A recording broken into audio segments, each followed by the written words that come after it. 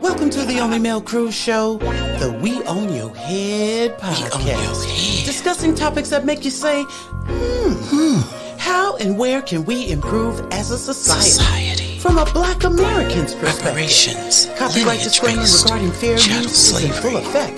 The views and opinions expressed in this show, you guessed it, they're all mine. Catch this live, be ready to speak. This is a call-in show.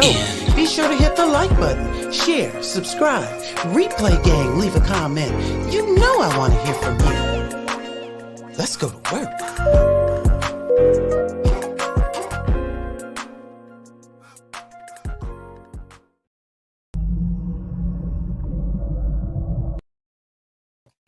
Hey, welcome to the Only Male Cruz show, the podcast, We On Your Head podcast. Listen, y'all, I got to get in where I fit in. I got to get it how I live. And I just didn't want any more time to go by before I did this second section of this book discussion on Dr. Claud Anderson, PowerNomics. And what's really important is the fact that we have all this conversation going on about Palestine, Gaza Strip, Israeli. I heard somebody, shout out to Original, who pronounced Israel as, is it real? Oh, Original. Anyway, that kind of cracked me up a little bit. But we have all this conversation going on about it. And here's the thing. Be not deceived, y'all. Because once all of once this particular drama is finished being discussed and it's no longer headlining in the news, or they move towards another quote unquote quasi important topic, Black Americans are still going to be in need of implementing all of the recommendations and suggestions that are in this book from Dr. Claud Anderson, PowerNomics, as well as his Black Labor, White Wealth. So, the party didn't stop because we walked in. You heard what I said? We still have to figure this out, because while we are still trying to figure it out, the immigrants are still getting in Chicago. They're getting $9,000, $7,000 a month. They're getting everything. They've stopped Section 8 for Chicago residents in order to ensure that new migrants and quote unquote immigrants have housing available to them. So, we out there, y'all. Okay. We still outside. And so we cannot be distracted. So shout out to the folks in the YouTube streets. We are also simultaneous on Twitter Spaces. Right now is 0 in the room. I got one person in the bushes. Let me see who's putting a comment up. Blue Morgan. Hey, okay, Miss T, what's up, girl? Listen, I'm happy to drop a link, and you are quite welcome to pull up if you like and have this conversation with me, chime in on it, meet me in the Twitter Spaces, whatever works for you. You're more than welcome. Thank you for being here. But as I was saying, we got to still we got to stay focused. We cannot allow ourselves to become distracted based on the fact that, they're talking about Palestine and all these other spots. The stuff is still, we still outside, y'all. Okay, so if you participated in the last space that we did here, I said that we were going to, next time we got together, we were going to talk about the 3 major impediments to Black competitiveness. Also, make sure you understand that we're going to be talking about monopolies. And in particular, because this is a problem for me, we're going to be focusing in also on the media monopoly. Because guess what? We don't have no control. We have no control on the narrative. So please like, share, subscribe. If you haven't already, replay gang, leave a comment. I want to hear from you. Let's get into it. 3 major impediments to Black competitiveness. We are in PowerNomics, the National Plan to Empower Black America, written by Claud Anderson, Doctor of Education, PhD. Let's go to work. 3 major impediments to Black competitiveness. Regardless of how fast and how high Black Americans jump, without proportional wealth, ownership, and control of resources, it is nearly impossible for Blacks to play the game of capitalism, and even more difficult for them to win. Why can't Blacks win? Let's examine 3 major impediments to Black self-sufficiency and competitiveness. Figure 2 shows that the three major impediments are maldistribution of wealth and resource powers, inappropriate behavior patterns, lack of a national plan for empowerment. Um, Shout out in the Twitter spaces. Let me take a quick break real quick. He am I. Would you be willing to come up and be my co-host at least for a short time until one of the regulars gets here? If so, put 100 in the air, and then that way you can help me pull the people up. Also, y'all, the YouTube channel is in the Jumbotron. Please make sure to subscribe.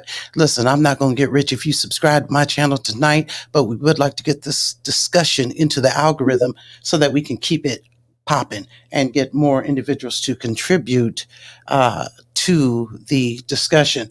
Let me ask this question. He am I. Can you hear me? Put 100 in the air because you're actually the first person that's pulled up. All right, awesome. Can you come up and co-host with me? Put 100 if you can, if you're willing to. That's what I'm talking about. See, that's what I'm talking about. Let me invite this man. He and mine's a trip, y'all. Okay. Shout out also to the Stowe, the liquor store. Chief Governor runs all that. Yeah, and you can find him on Twitter Spaces, funded socially, all of that. Let me try to stay focused. Unmute your mic for me real quick, he am I. Thank you for pulling up and being willing to co-host with me over here on these Twitter Spaces. How are you? I'm good, and yourself? Oh, doing great. Just want to get that microphone check. Oh, yeah, and shout out to Tariq Nasheed in the microphone. What is it? Microphone check. The hip hop, the real truth about hip hop and who started it and whatnot. So anyway, let's get back into the three major impediments to Black competitiveness. And again, figure 2 in this book shows that the three major impediments are maldistribution of wealth and resource powers, inappropriate behavior patterns, lack of a national plan for empowerment. Each of these three major impediments is carefully examined and discussed in detail in the next few sections of this book. Now, the first impediment, maldistribution of wealth. The first impediment to Black empowerment is the structural wealth inequities between Blacks and whites. To begin our journey to self-empowerment, we must first understand that these inequities, are structural. Much like the framing of a house, the frame provides the underlying support for the walls, ceilings, and floors. You cannot see the framing once the walls and flooring have been completed. As long as the house stands, the way in which the house was framed will dictate not only its shape, but also the mobility of the people who live inside the house. Okay? That makes sense to anybody? Because it makes good sense to me. The structural racial inequities of wealth and resource powers function in a similar way. They are buried in the fabric of American society. They dictate life chances, rewards, and opportunities, and explain how people act in race matters. Whites have had such total control over wealth, power, resources, and basic necessities of life that it has become the norm. Racial myths have long promoted the belief that the conditions of Black Americans are the consequence of nature rather than the result of this nation's historical acts. And let me take a quick break right here. Those historical acts, which they are now trying to block and have successfully blocked in forms of CRT, the real training, the real teaching of American history, specifically Black American history. All right. The structural inequities of race can only persist if the historical origin of white control of wealth, resources, and power remain either unknown or ignored. White society will not publicly admit that its powerful self-interest perpetuate the legacy of slavery and Jim Crow semi-slavery. The critical contributions of Black people to the development of this nation and the Western civilization are largely hidden. To admit Black people's contributions is to trigger white guilt and a sense of responsibility of Black people's predicament, or a sense of responsibility for Black people's predicament. And listen, white guilt, this book was written copywritten in 2001. White guilt, we ain't just come up with that term because in a lot of the CRT banning laws, key language is discomfort. They call it a discomfort bill. They're saying that people quote unquote, should not be made to feel guilty. So this was written in 2001, copywritten in 2001, but in 2022 and 23, and all of this recent legislature to ban anything Black for the most part, anything instructional about Black Americas, white guilt, discomfort, sense of guilt. All of that is written into the law. Here am I. Let's hear from you. Sound off for me.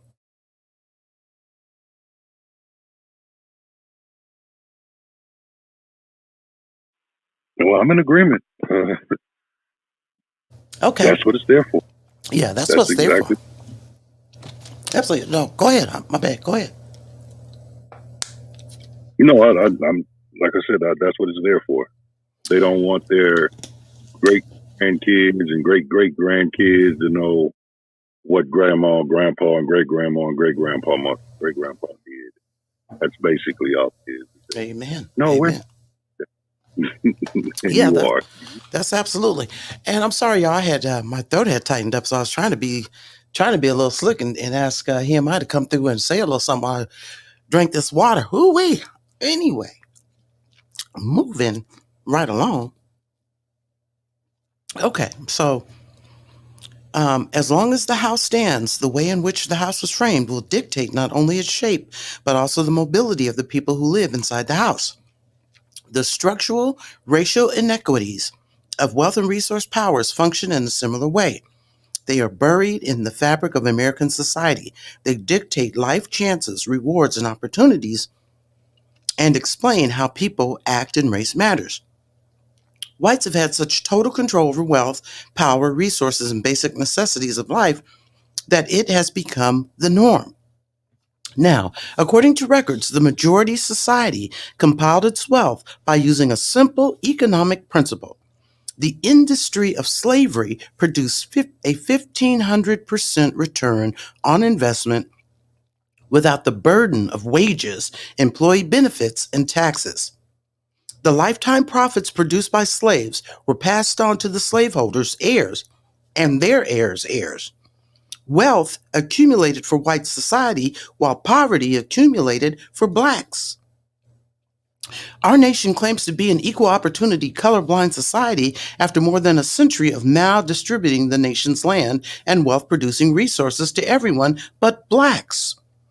Even after Jim Crow segregation ended in the 1960s and this nation formally became a quote unquote just society, the white society committed only $15 billion to conduct a war on poverty. Since this program included every group in America, it is unclear how this limited effort was supposed to correct the centuries of abuse inflicted specifically on Black people. Social conservatives argue that 7 years of the Great Society programs fulfilled all responsibilities that white society had to blacks for 400 years of slavery and Jim Crow semi-slavery. Let me stop there for a minute because I kind of got to reread this. According to what Dr. Claud Anderson has stated in his book, they spent 7 years. Let me read this again. White society committed only $15 billion to conduct a war on poverty. Since this program included every group in America, it is unclear how this limited effort was supposed to correct the centuries of abuse inflicted specifically on Black people. Social conservatives argue that 7 years of the Great Society programs fulfilled all responsibilities that white society had to blacks for 400 years of slavery and Jim Crow semi-slavery. That's their argument, and they're sticking to it. They did Great Society programs 7 years worth, and that was supposed to catch up and cover 400 years of slavery, disenfranchisement, destruction of the family, the whole 9 yards. Neither the U.S. government nor social conservatives have offered a public explanation for including gender, ethnic, class, Spanish-speaking, and disabled groups in a program that supposedly paid the nation's debt to blacks. Ironically, during the same 7-year period, this nation spent $120 billion on the war in Vietnam, which was 8 times larger than the amount spent on the war on poverty. Hidden behind the facade of a colorblind society, racism in the 1970s became politically incorrect. To maintain the status quo, structural racism replaced overt racism, and the term minorities replaced blacks. All right, our monopolized society. Racism in America has gone through a number of mutations, though always retaining its inequities.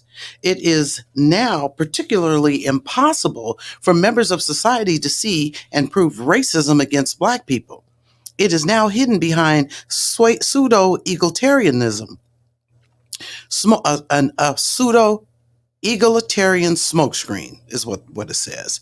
Social conservatives and the power elite praised Martin Luther King Jr., picked up the rhetoric of the Black civil rights movement, but distorted the fundamental intent of the movement. They proclaimed that racial inequality no longer existed and all groups were starting out even. Thus, they created an illusion. Just like the drunk who took his pet alligator into a bar, cut off its tail, painted it yellow, and called it a dog. Social conservatives and the power elite are taking racism through similar false transformations. However, no matter how it is camouflaged, racism is still right before our eyes. Old-fashioned racism has gone legitimate again, masquerading with all the rights and privileges of approved monopolies. Now, let's be honest. What would you call it that's going on in the treatment and the benefits being given to migrants and immigrants, illegal, and those applying for legal citizenship?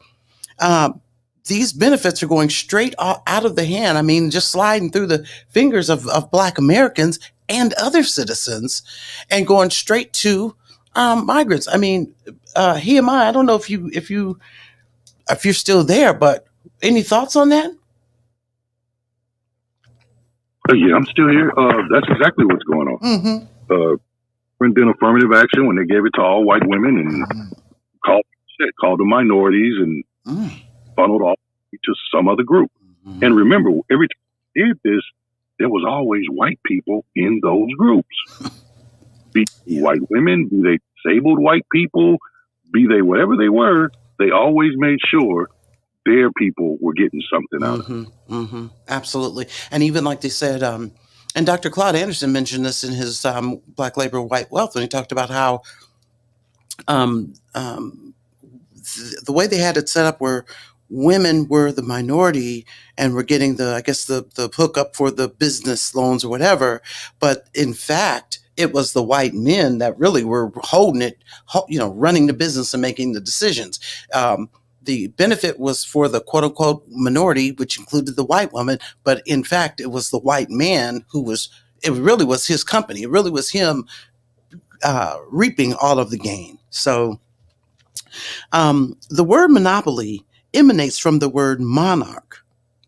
Now, according to Charles R. Geist, the author of Monopolies in America, the tradition of monopolies was inherited from English common law.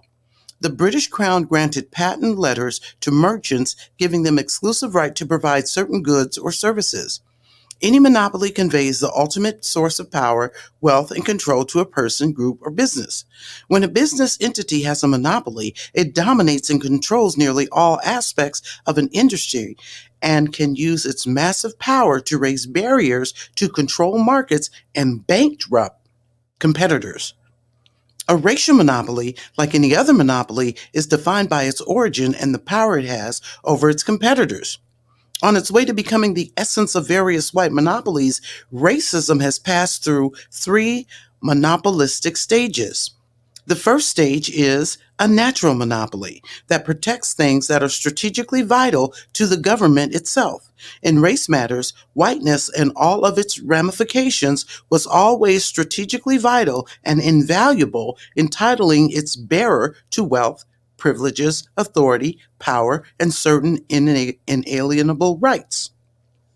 The United States Constitution codified whiteness as a national asset. Various state and local governments passed anti-miscegenation laws that defined whiteness and protected it from race mixing. The second is collusive monopoly. This monopoly exists when members of a tightly knit group of public agencies or private corporations enter into specific agreements to control the marketplaces or the wealth, power, and resources of a society over their common competitor. In Race Matters, it is a collusive monopoly when this nation continuously expands the definition of whiteness to include a hierarchy of ethnic groups. Today, it includes a succession of immigrants from Europe, the Middle East, Spanish speaking countries, and Asia. All of these groups are unified as members of the Caucasian race, with the exception of blacks and Asians. And, according to Andrew Hacker, Asians are on probation to be classified as white. Immigration laws are examples of specific agreements that control marketplaces, wealth, and power. These laws establish new priorities for admissions. Country of origin, family members who are already here, possession of needed skills, and the financial ability to purchase entry. This criteria is biased towards immigrants with skin color that is more acceptable than black. Hello, somebody. The third stage is a shared monopoly. This is a popular term used in the business world today. A shared monopoly is a composite of collusive and natural monopoly. It reaches its maximum effectiveness when members of a group work together to control or drive competition out of the marketplace. Small businesses have federal antitrust laws to protect them from the power of large corporate monopolies. But there are no constitutional or government provisions that prevent the white society and its feeder immigrant groups from shutting blacks out of political and economic marketplaces. And listen, the truth of the matter is that we are seeing it in all of these cities and states where immigrants are coming, migrants are coming into these cities. They're taking up spaces. Resources are being made available to them that were not made available to the citizens, Black Americans in particular, that were already there, already going through, already lacking needed resources. The cities and the municipalities didn't think to even get the resources together. All of a sudden, we get this surge of migrants coming in, and all of a sudden, oh man, we got money, we got cash, cash, cash, cash. Okay, it's a problem, and I don't know if we saw this, and Hemi, if you can let me know, I'd like your response to this. I don't know if we saw this prior to this, the social media and the fact that news is now 5 minutes. I mean, we get it so fast. I don't think we realize that this is what they've been doing. What are your thoughts on that? Oh, well, being in the state that I'm in, oh yeah, we saw it. Mm-hmm. We saw it specifically, especially I'm in California. Mm-hmm. So yeah, but we didn't know how detrimental it was. Mm-hmm. We seen that come in and start businesses, but they would call them swap meets, and we didn't know they were getting business loans for these things. So 20 years ago, were you already hip to this is how they doing it? Were we? Because I don't recall being aware of it. Were you aware that the government was hooking them up and withholding resources from us and hooking them up? Was it obvious then?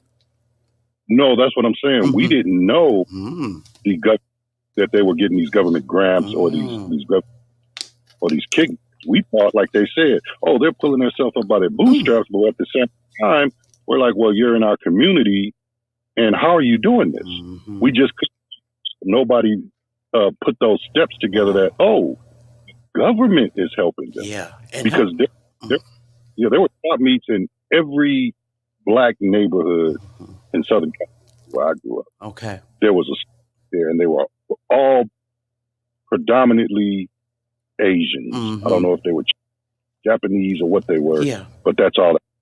Right. But because we thought, they're pooling their money together, and it's a little like mom and pop spots. Mm-hmm. But no, it was than that. It was bigger than that. Wow. And it is what it is. Mm-hmm. But Well, yeah, it is what it is. But now we see what the real blueprint is. We see exactly what was being done and how it was being done. And so it's not that they're all that. It's not that they're better than us. They just got a better hookup than us. They're the ones actually getting a hookup. They're the ones actually being given some bootstraps. All right. right, and they was getting what we were so actually supposed to. Come on with it. Ain't that it? Complete. Yeah, they cut us out completely. And And said, well, won't you be like these people, without telling us, oh, but by the way, right, we're giving them all the money and all of these grants and right, free that you're not going to get. Right. But go out there and we're not telling you about all the resources we're giving them. We're going to put them in your community, and then you guys are going to shop with them, and we're going to set it up where they're the only people you can shop with for a certain particular product. And so not only is the government putting money in their pocket, so are we, unbeknownst to oh Lord, let me keep going. A brief history of monopoly building in America. Over the course of the nation's history, there have been at least three major phases of monopoly building for wealth and power. The first monopoly building phase in American history occurred during the colonization of America, when Europeans in general, and the English in particular, formed and held natural monopolies in land ownership, slave trading, and slave-supported industries. England exerted the power of its newly found slavery-based wealth by instituting the Navigation Act in the 1760s and other laws and tariffs that mandated that American colonists ship their slave-produced raw products and goods to England for processing, manufacturing, marketing. The colonists then had to purchase back the finished products at higher and inflated prices. This system effectively allowed England to exercise full economic and political control and to economically exploit its colonies as well as other nations. England became the king of slave trading and held a natural monopoly on constructing slave-based economies. The English crown established the first franchising system that built plantations, financed the slaveholders, supplied the slaves, and shipped and processed the slave-produced goods. It took a full century for the American colonists to recognize that they were locked into an English monopoly. Once the reality set in, they began calling these monopolies tyranny. The American colonies rejected England's plans to expropriate the fruits of slave labor and to control the politics of the colonies. The colonists knew that from the English history of serfdom that any system that politically subordinates, economically exploits, and socially dominates a group of people is tyrannical because it reduces them to slaves. The colonists did not want to be England's serfs. They preferred to fight. And when they did, they ignited and fought the Revolutionary War for their independence. And sidebar, yet they kept us in slavery for 400 years. Okay. The second phase of monopoly building, beginning shortly after the Revolutionary War, the American colonists immediately drafted the United States Constitution, which imposed on Black people the same government-sponsored tyranny that the colonists rejected under the English rule. The founding fathers of this nation, most of whom were slaveholders and sympathetic to other slaveholders, drafted and ratified the United States Constitution. That document gave the colonial slaveholders a collusive monopoly, the same monopolistic controls that England had over the colonists before the war. And let me read this word correctly, the same monopolistic controls that England had over the colonists before the war. Just as slave labor had made England wealthy, it allowed Southern slaveholders to operate in their own best interest rather than the best interests of Northern whites or enslaved Blacks. The North eventually concluded that it could not acquire competitive wealth and political power until it broke the South's monopoly on Black labor. In 1861, the Civil War broke out between the North and the South over wealth and political power. And I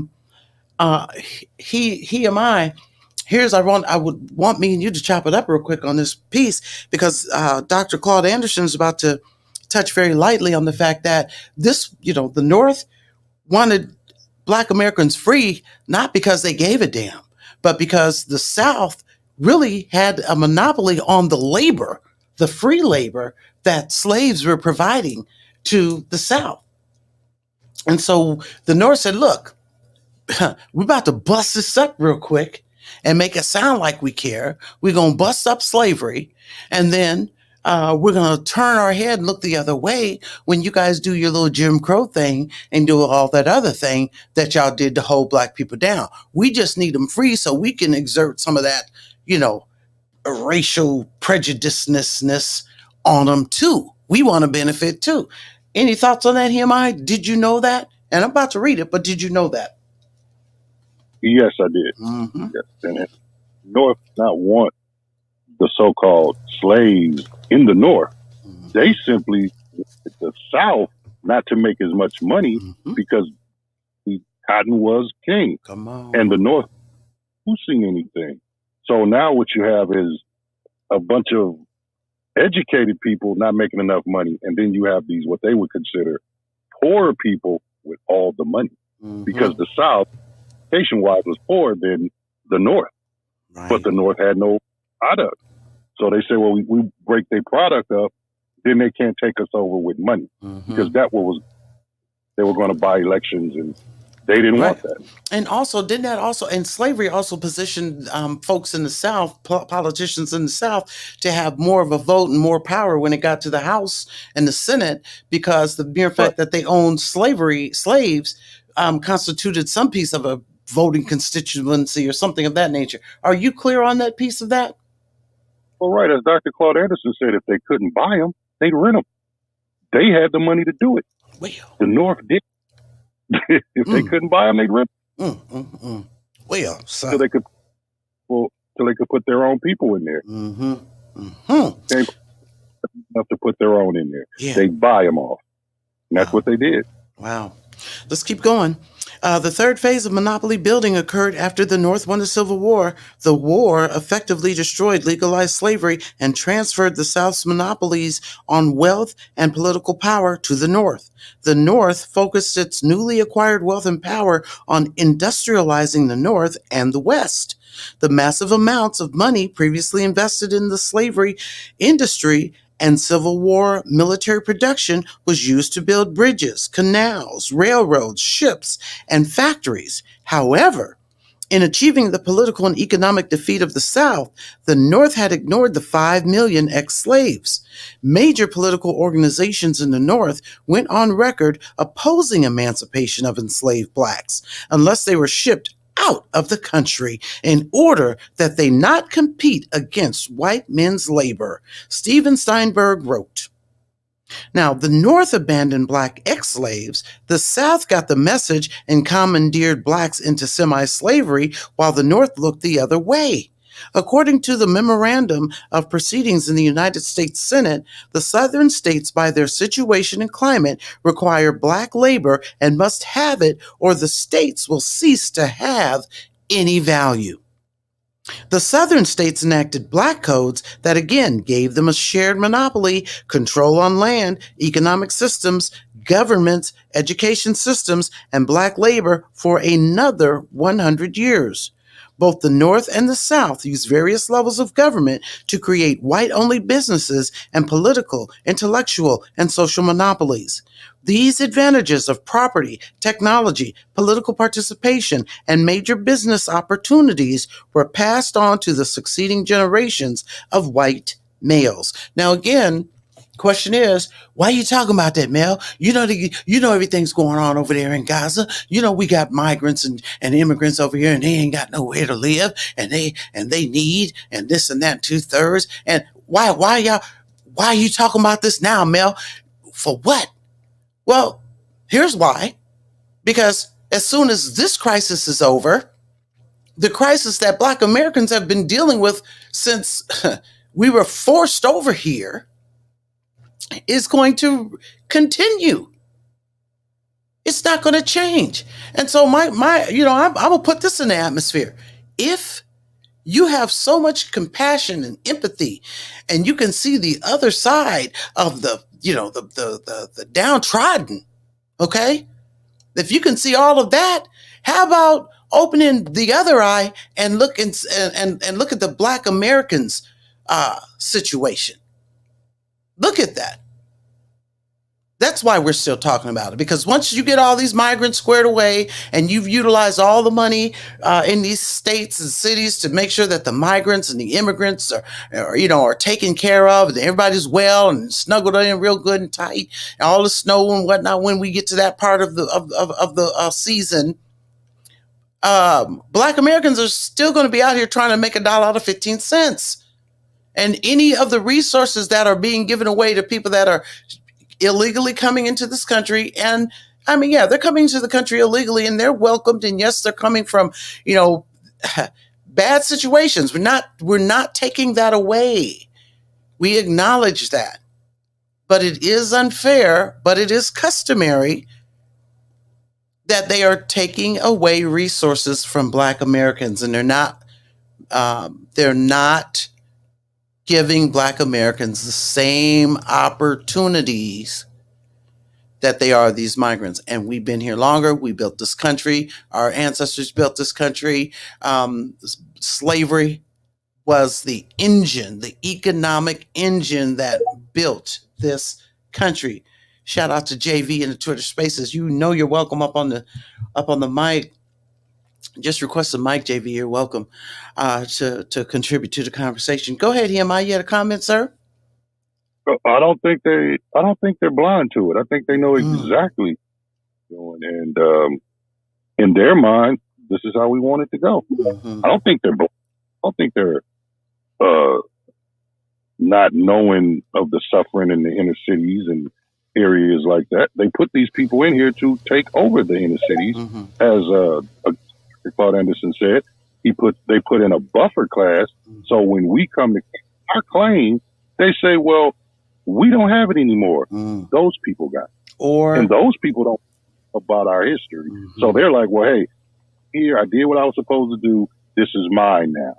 So you have to fight a bunch of buffer classes before you get to original people who actually did the harm. Well, and you know what? And thank you for making that comment, Hemi, because you know what? Just like you said it, and also Dr. Claud Anderson addressed it, where they took the term racism and now changed racism to minorities. And so, like you just said, when we come and say, hey, what about us? They said, well, we gave it to all y'all.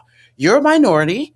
We gave it to you. And it was, well, show me who those people are. Well, it was a white woman, a Asian person, a disabled person, that person. Yeah. So it's all a game. JV, you up on the mic. Shout out to my main man, Prime Reparation. You're welcome to come up on the stage, contribute to the conversation. Just request a mic. You're welcome. What's up, JV? What's going on? It was I just jumped in the room. It sounds more the same. They want low economical classes, provide cheap labor to industries, and that is the thing. So Joe Biden said that to the Black Congressional Caucus. He said we need to watch out for these Hispanics. And true to form, the borders are open. So it's more the same. This happened in 1919. This happened in different instances in America, where industry wants cheap labor. Yeah. This is the thing. And we're watching this in real time. And they're not even hiding it. They're telling us, watch out for cheap labor. So, well, and before you got, or maybe as you were coming in the room, that's what I'm saying. It's like, I was asking this rhetorical question. Well, Mel, why are we talking about this? You see, we got all this going on with Ukraine and Russia and Palestine and Israel and all this stuff going on. Why are we talking about PowerNomics? What does that have to do with it? Look what's going on now. Well, again, what's going on now is that as soon as all this is over with, because remember, just what last month, it was Ukraine. Okay? And what were Black Americans doing? Still trying to make $1 out of 15 cents. Still from every rooftop hollering, reparations. Now they flipped the script. It's no longer, at least right now, it's no longer Ukraine. It's now Israel. Gaza Strip. And where are we at? We're still, as Black Americans, still trying to pull it together. So that's why we're still talking about it. We're not going to be deceived. We're not going to lose focus. We're going to stay the course, and we're going to continue to work on improving ourselves as a community and as a people group. Let me keep reading. Let me see. Where did I stop? Okay, yeah. Okay, racial monopolies in America. Now I'm trying to read fast here, y'all, because I don't want to be on here long. Um, but I want to get to this media monopoly. That is so important right now, especially now. So I think what I'm going to do is let me jump to that right now. And then if we can, we'll get back to it. Okay. We'll go back a couple pages and get to the other piece. But I'll read this part here. Racial monopolies predetermine winners and losers and are considered a normal part of our political economic structure. Though these monopolies, through these monopolies, white society maintains a lock on the essential elements of Black people's lives and makes Black people spectators in the democratic process. The racial monopolies discussed below are but a few of nearly invisible structures that marginalize and justify Black America's position as the nation's permanent minority loser. Now, he talks about monopolies established in the Constitution, which that's a whole separate space in and of itself. He talks about population monopolies, and he talks about wealth monopolies. He also gets right over here, and this is the part I'm trying to get to, media monopolies. Let's talk about it. Media monopolies, commercial media create a virtual reality of our society. Not only are the owners of media responsible for the information that we see and hear, but they create images of Blacks and define us and our sense of community. This is troublesome for Blacks because whites hold ownership monopolies over the nation's print and electronic media. Media ownership is a source of control over power, wealth, and information. Media power is political power. Whites control nearly 100% of the nation's 15,000 daily newspapers, 11,000 radio stations, and 11,800 cable systems, 15,000 television stations, and the major internet businesses. These monopolies ensure that Blacks will never have an effective mass communication system of their own. It means that Blacks will always have to ask permission to use white-owned mass communication vehicles to reach out to other Blacks or discuss sensitive racial issues. Members of the public who desire to be exposed to the perspective of Blacks are deprived of that information and do not have access to that type of unfiltered programming. Somebody sound off. Somebody holla at your girl. Here my JV. Any thoughts on that thus far? I'm all over it. The Telecom Act in the 1990s, signed by Bill Clinton, that disrupted our media apparatus. We had people like Gil Noble, like it is. We had a bunch of media apparatus, and that shut it down.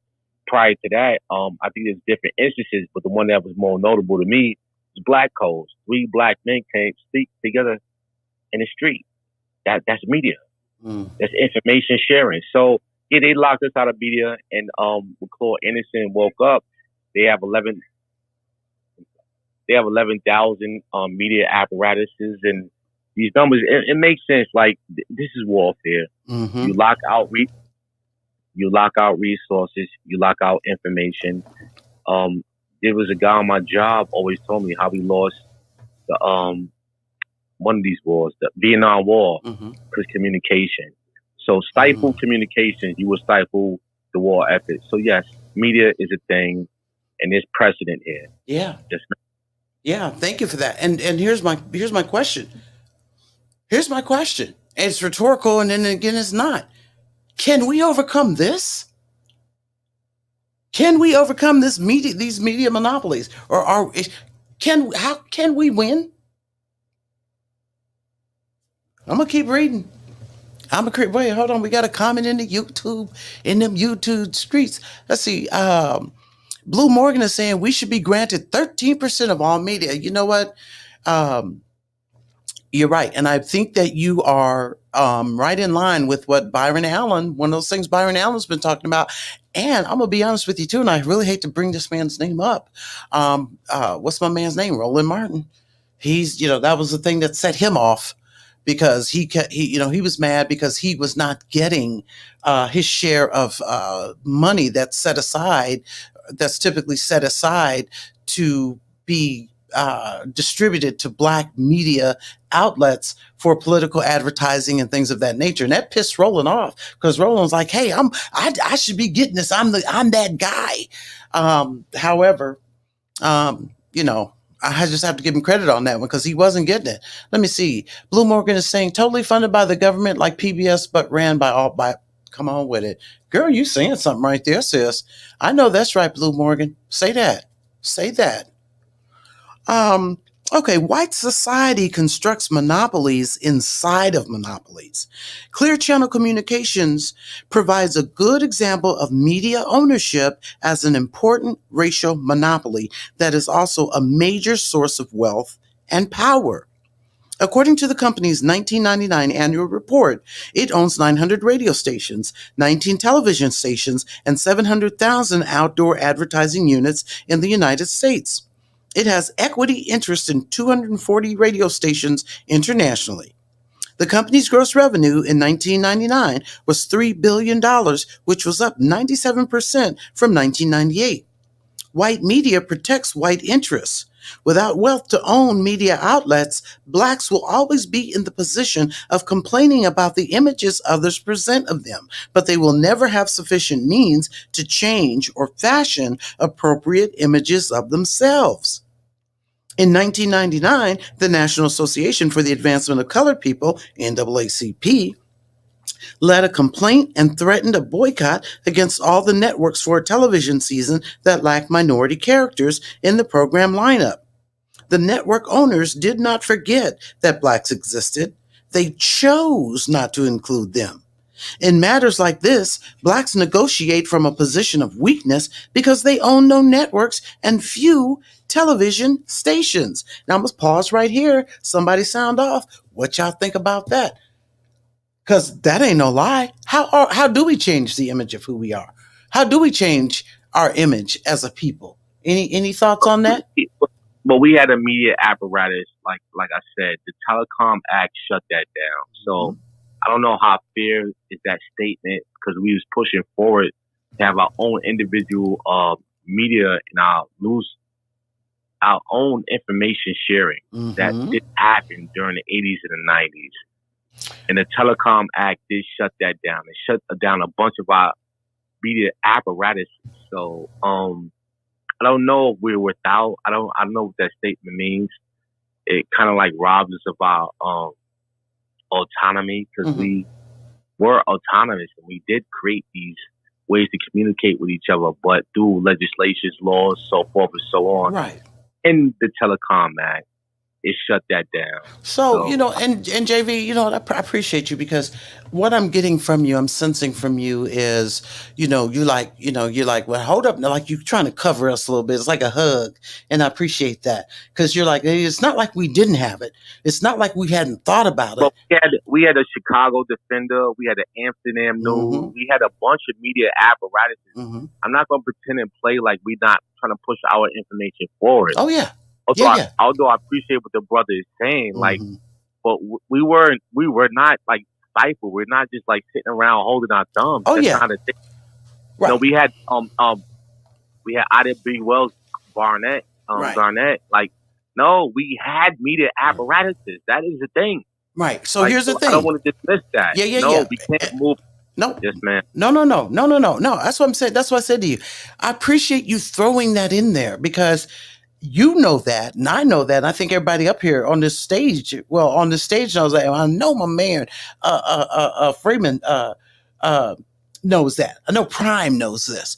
But what I'm saying is that, Dr. Claud Anderson, his entire approach to things, like he's gloves off, which you probably have come to that conclusion. He's gloves off. And you're right. We had it. He's stating that, and like you stated, legislation has taken this from us. And I think Dr. Claude Anderson is just highlighting what we did have and and now we know what we ain't got. And so my question is, how do we get that back? How do we get that back? Can we get it back? And I don't know if anybody in this room can even answer that question. Can we get it back? And my other question though is, in a black state majority, would we be positioned to get it back? Even if it's just statewide, could we get it back? Because we got to do something. Because right now we don't got no juice. We're all at the mercy of, unless we, stand on a corner, and then we're subject to get picked up for vagrancy or loitering or something like that. So, we don't even have it in the church, if you want to, in my opinion. But I digress. Well, Yes, can't sir. have it. I mean, Yeah. I think we can. It's different than them hooking up the secondary phones for the lesser people that can't afford them. So we can do it. We just have to demand, be it, do it. Because again, I remember the media and publications that we did have when we're talking about Jet Magazine and some of these other. There's all ways for us to get information. Now, if we it for entertainment, then that's on us. But we can still teach our people no matter how. Right. And we can connect even with the cable companies, as you said, with Brian Allen. We can do that too. We can do that same thing. So, I believe we can still do it, especially if we're in an area where we're the biggest population. Right. Shout out to Rella in the room. Rella, girl, we love you all the time. I sent you a co-host mic if you can. We'd love to have you. If not, it's all good. Oh, yeah, there you go. Awesome. Okay, yeah, JV, go ahead. You got your hand up. What's up? What's tea, baby? I mean, we are the answer. We're doing it in real time. This is what's happening. We're exchanging information to the degree that I haven't experienced since the late 80s or the 90s. We're giving information that's empowering one another. So could it happen? Yeah, it's happening right now.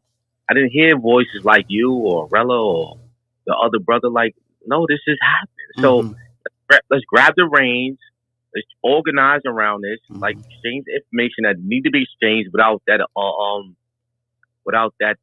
psychopathic information that derails us and makes us look like baby mamas and this weird shit. We're doing it right now. Like, you know what I'm saying? Like, Okay. All right. I appreciate your defensiveness. I ain't gonna lie to you, JV. I appreciate it. Because it serves notice that don't come up in here talking reckless. Don't you do that, because JV ain't gonna have it. Rella, how you doing, sweetheart? Good to see you. What's up? You all right? You good to go? Hey, sis. How are you? Hey, everybody. Good. Hey. Good. Thank you so much for pulling up. Yeah. So we're No, I'm glad I was able to catch a space you're hosting. Amen. Okay. So you guys, again, trigger in the building. Oh, snap easy. Trigger, you know, all you gotta do is let me know, and we'll get you up in here on that calls, because thank you, Hemi, for coming up in here and holding it down with me. I appreciate it, because he was the first one in there and was helping me out. Shout out to everybody in the room. Just do a quick recap. PowerNomics, Dr. Claude Anderson. We're talking about the section on let me see, Black Competitiveness. And, we got JV on the stage, who is, thank you, JV. And nobody can get in here and talk reckless, y'all, about what Black Americans ain't got, because JV gonna set you straight real good. But Dr. Claude Anderson is talking about, as he does, this is his style, this is his format of telling it straight with no chaser. Shout out to Tesla and Figaro, straight no chaser on how our situation is. And one of the things that we're focusing on right now in this section of the book is the media monopolies. And so one of the things that we covered was how many, white America owns all of it. They own all of it. Black Americans, we don't own anything. So we can't control the narrative. We can't control the images. We can't control anything.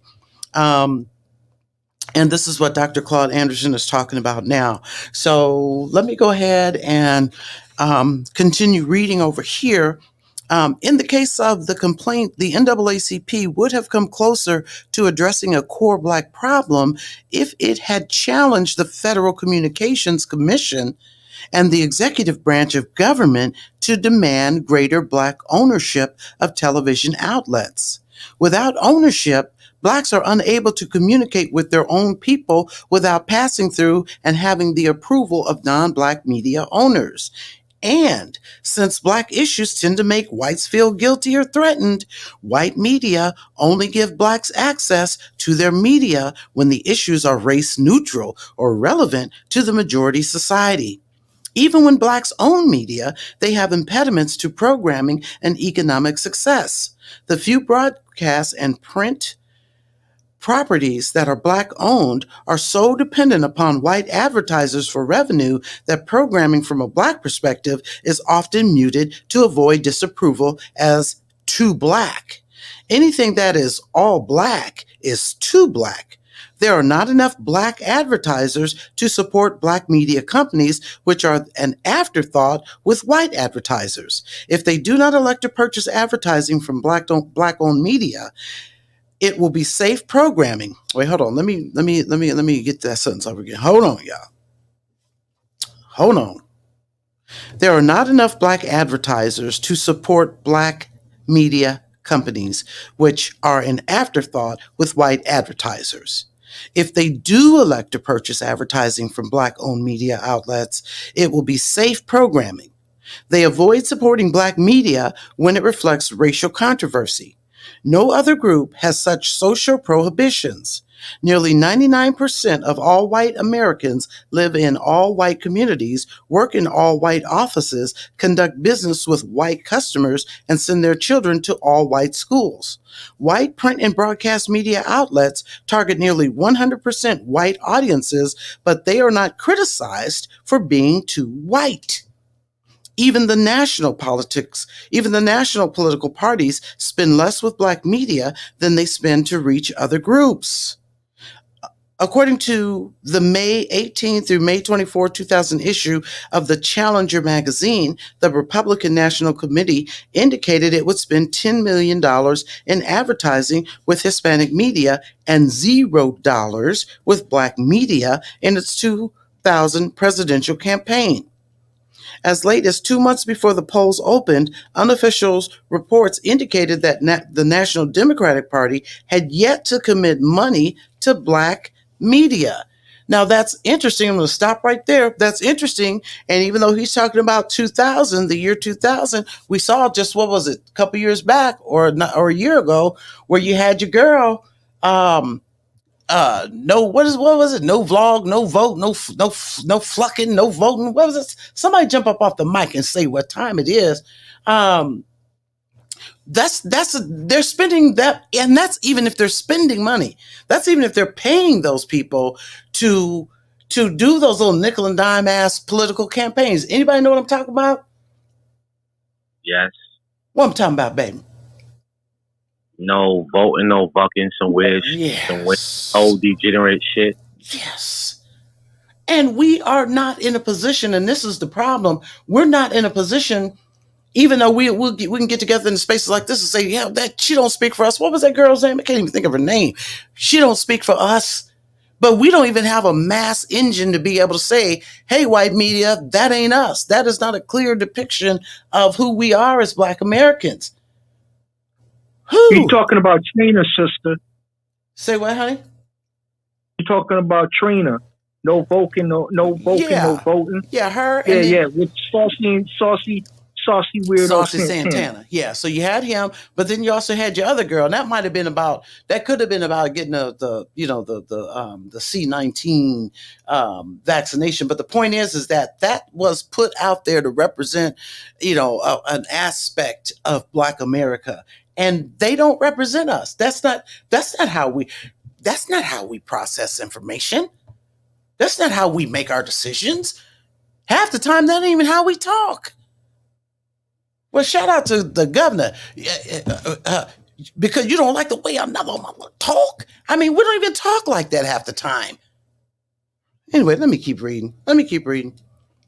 White media monopolies go unchallenged, regardless of how frequently and unjustly Black people are treated.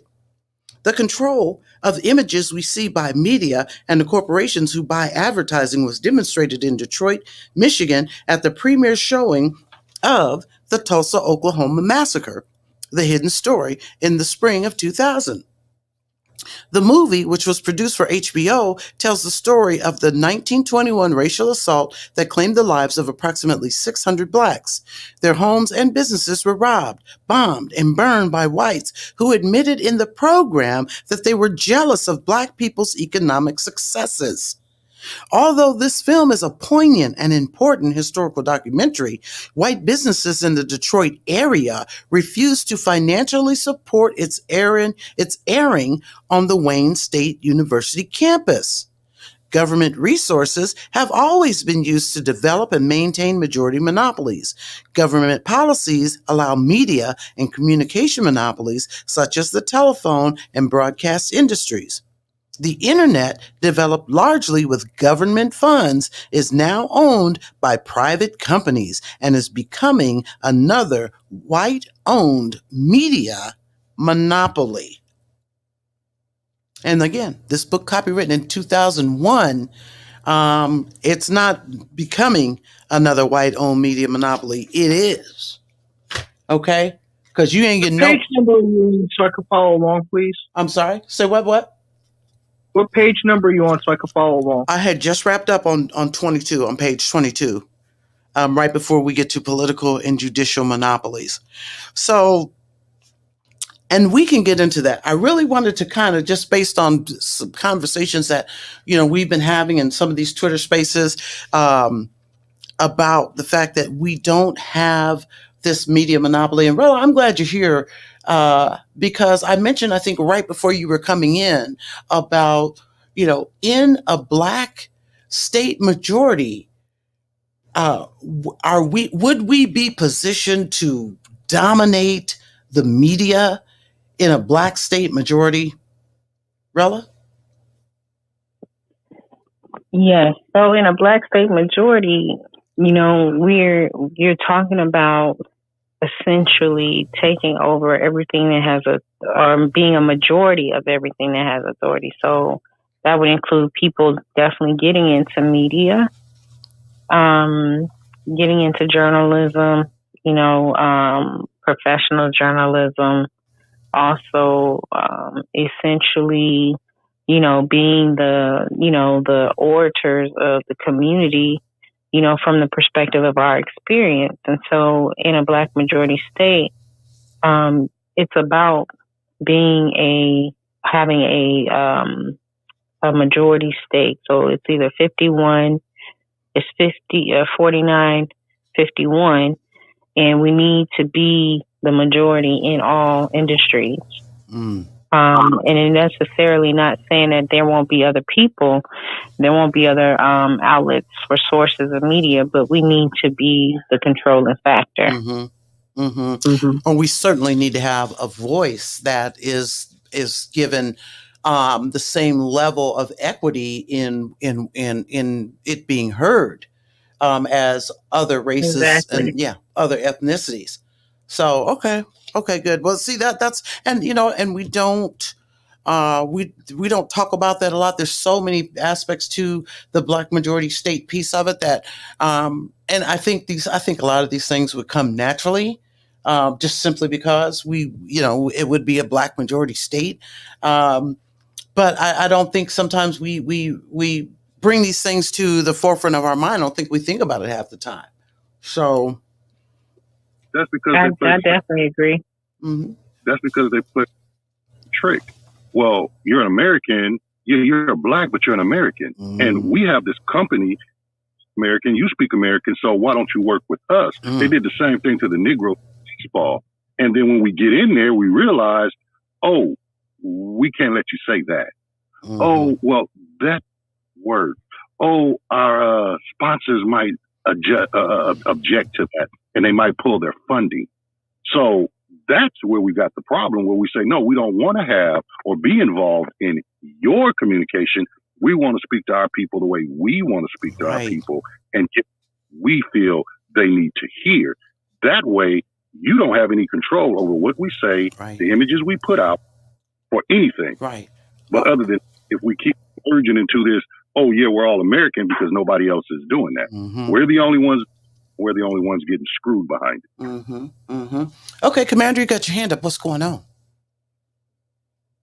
One of my thoughts that are coming into mind is kind of a branch off of what that brother's talking about.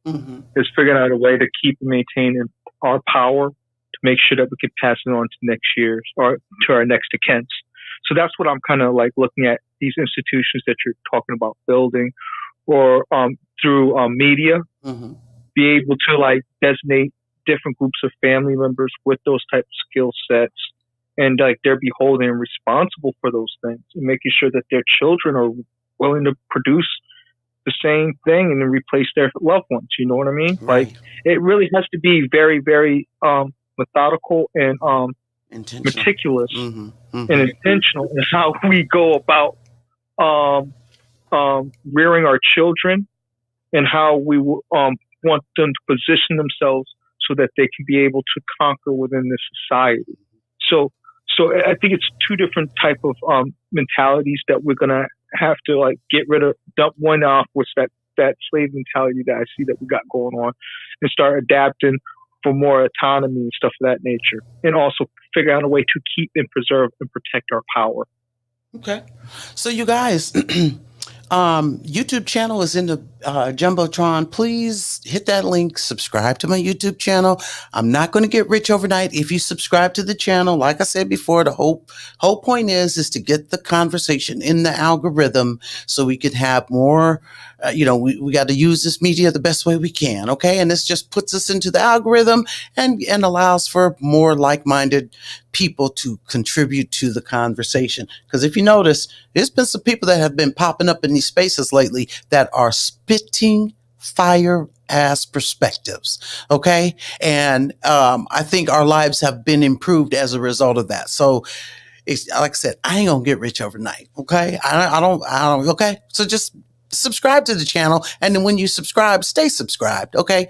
And then also Dr. Claud Anderson's link is in this Jumbotron as well. Go straight to his website and get his books and get his materials there. Okay. Now I'm just going to reset real quick because we're not going to be on here too much longer. But the 3 major impediments to Black competitiveness was maldistribution of wealth and resource powers, inappropriate behavior patterns. And the last time we were together, I said, damn, I want to know what that is. And I want to find out what that is about. But I got hung up on the media monopoly. So I didn't really get a chance to read what the second impediment, inappropriate behavior pattern. So we about to read it together right now. Okay. Because I need to know what these inappropriate behavior patterns are. Let's see who Dr. Claud Anderson is talking about. If you have the Ahmad Cyberry. Ahmad Cyberry would be a defined one. Okay. Well, let's get to it. So you shouting out the answers before we even get to. Okay. I see you, Commander.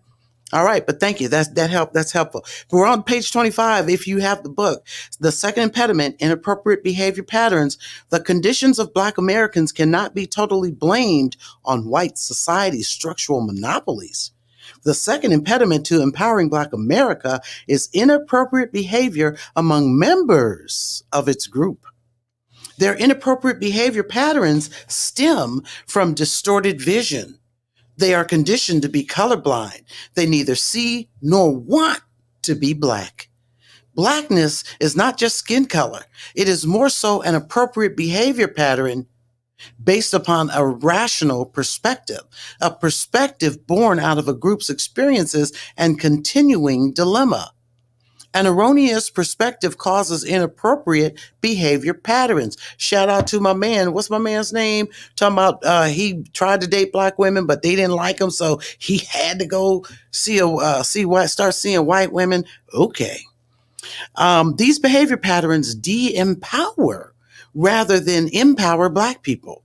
In a society based on white superiority, it is inappropriate behavior when Black people participate in their own subordination and exploitation.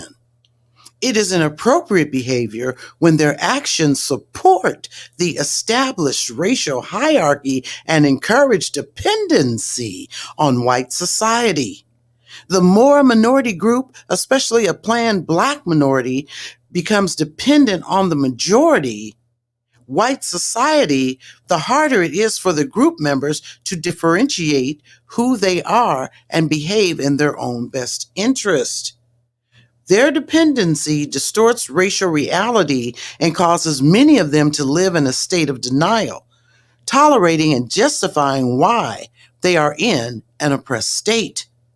They are generally willing to accept their poor quality of life and avoid any form of competitiveness unless it is against members of their own group.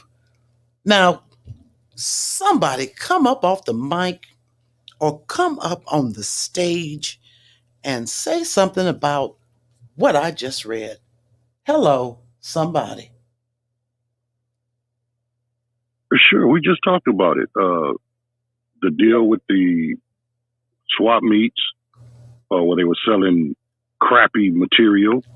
Also, I believe his name was Spreewell. I'm not absolutely correct. May not be absolutely correct, but his name was Spreewell when he said he wanted to make affordable shoes. And our people just didn't those shoes. They ugly. They this. They said everything they could.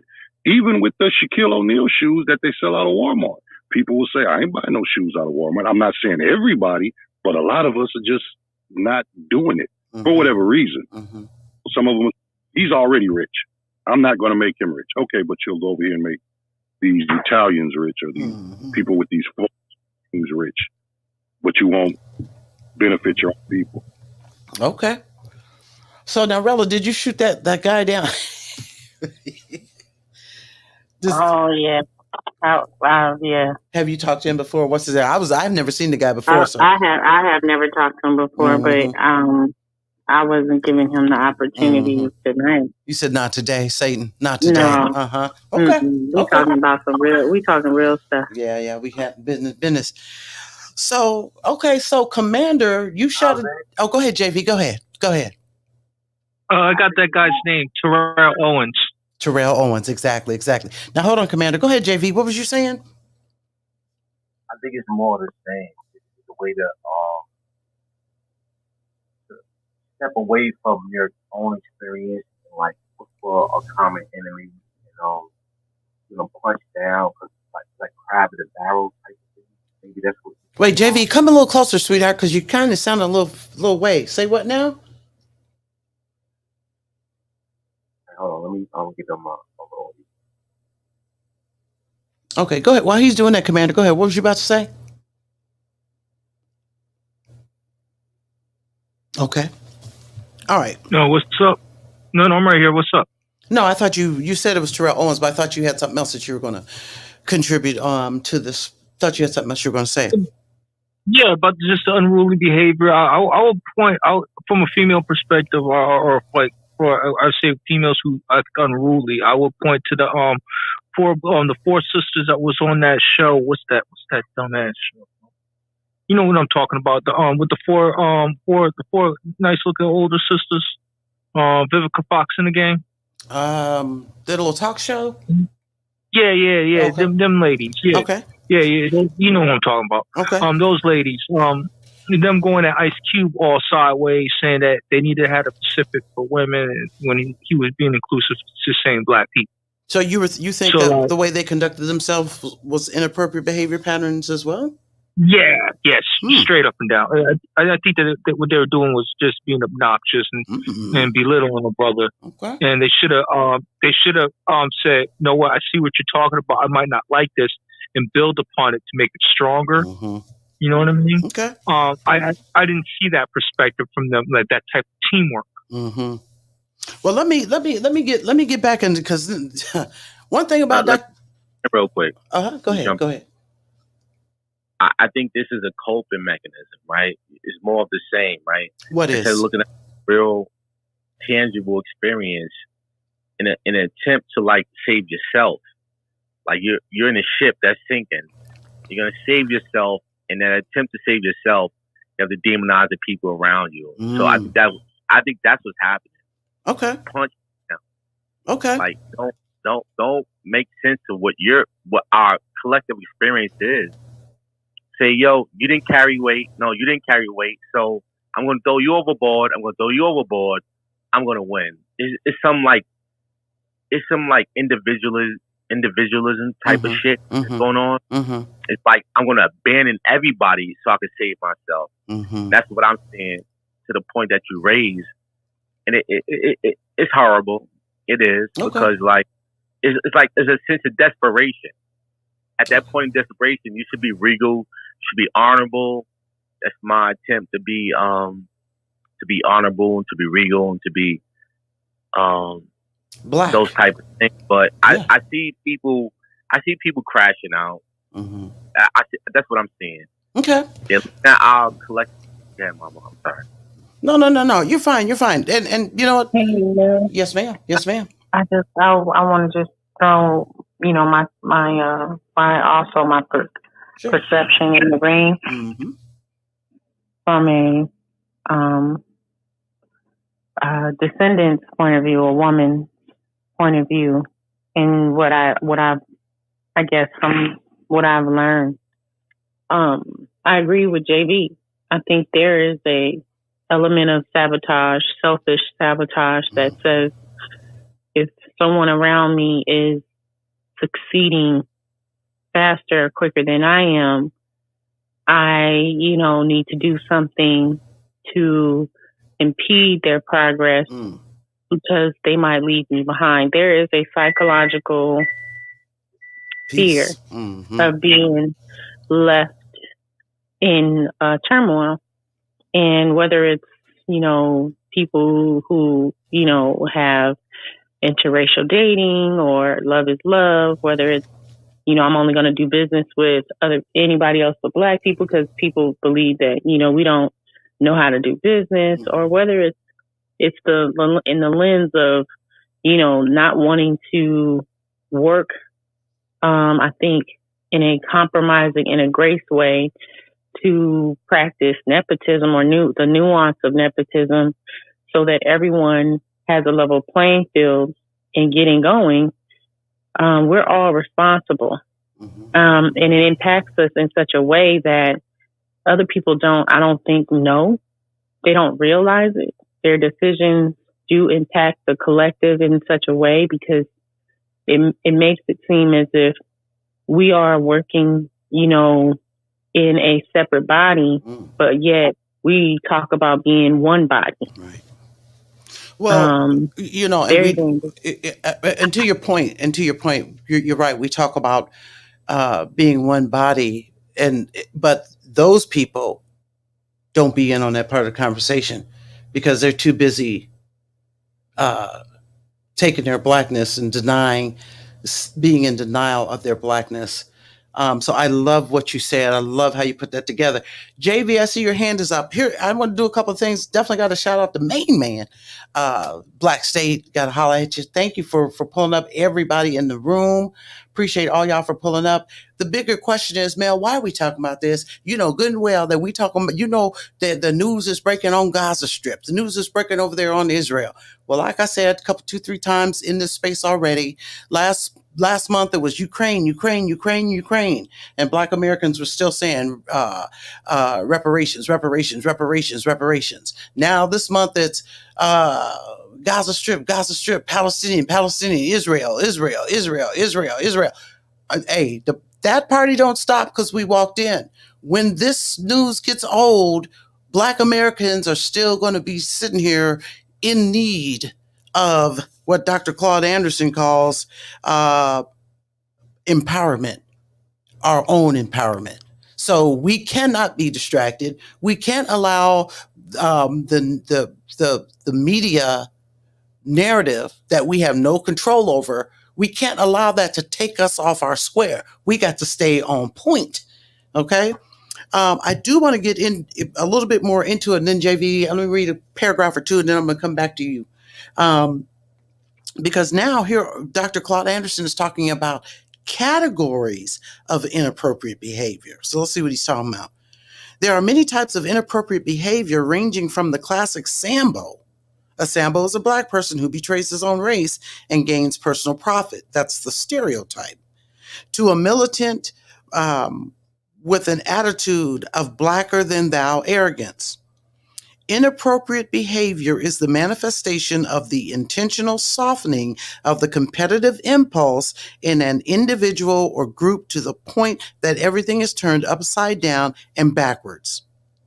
The individual or group is inclined to compete among themselves and ally with outsiders rather than allying with members of their own group to compete against outsiders.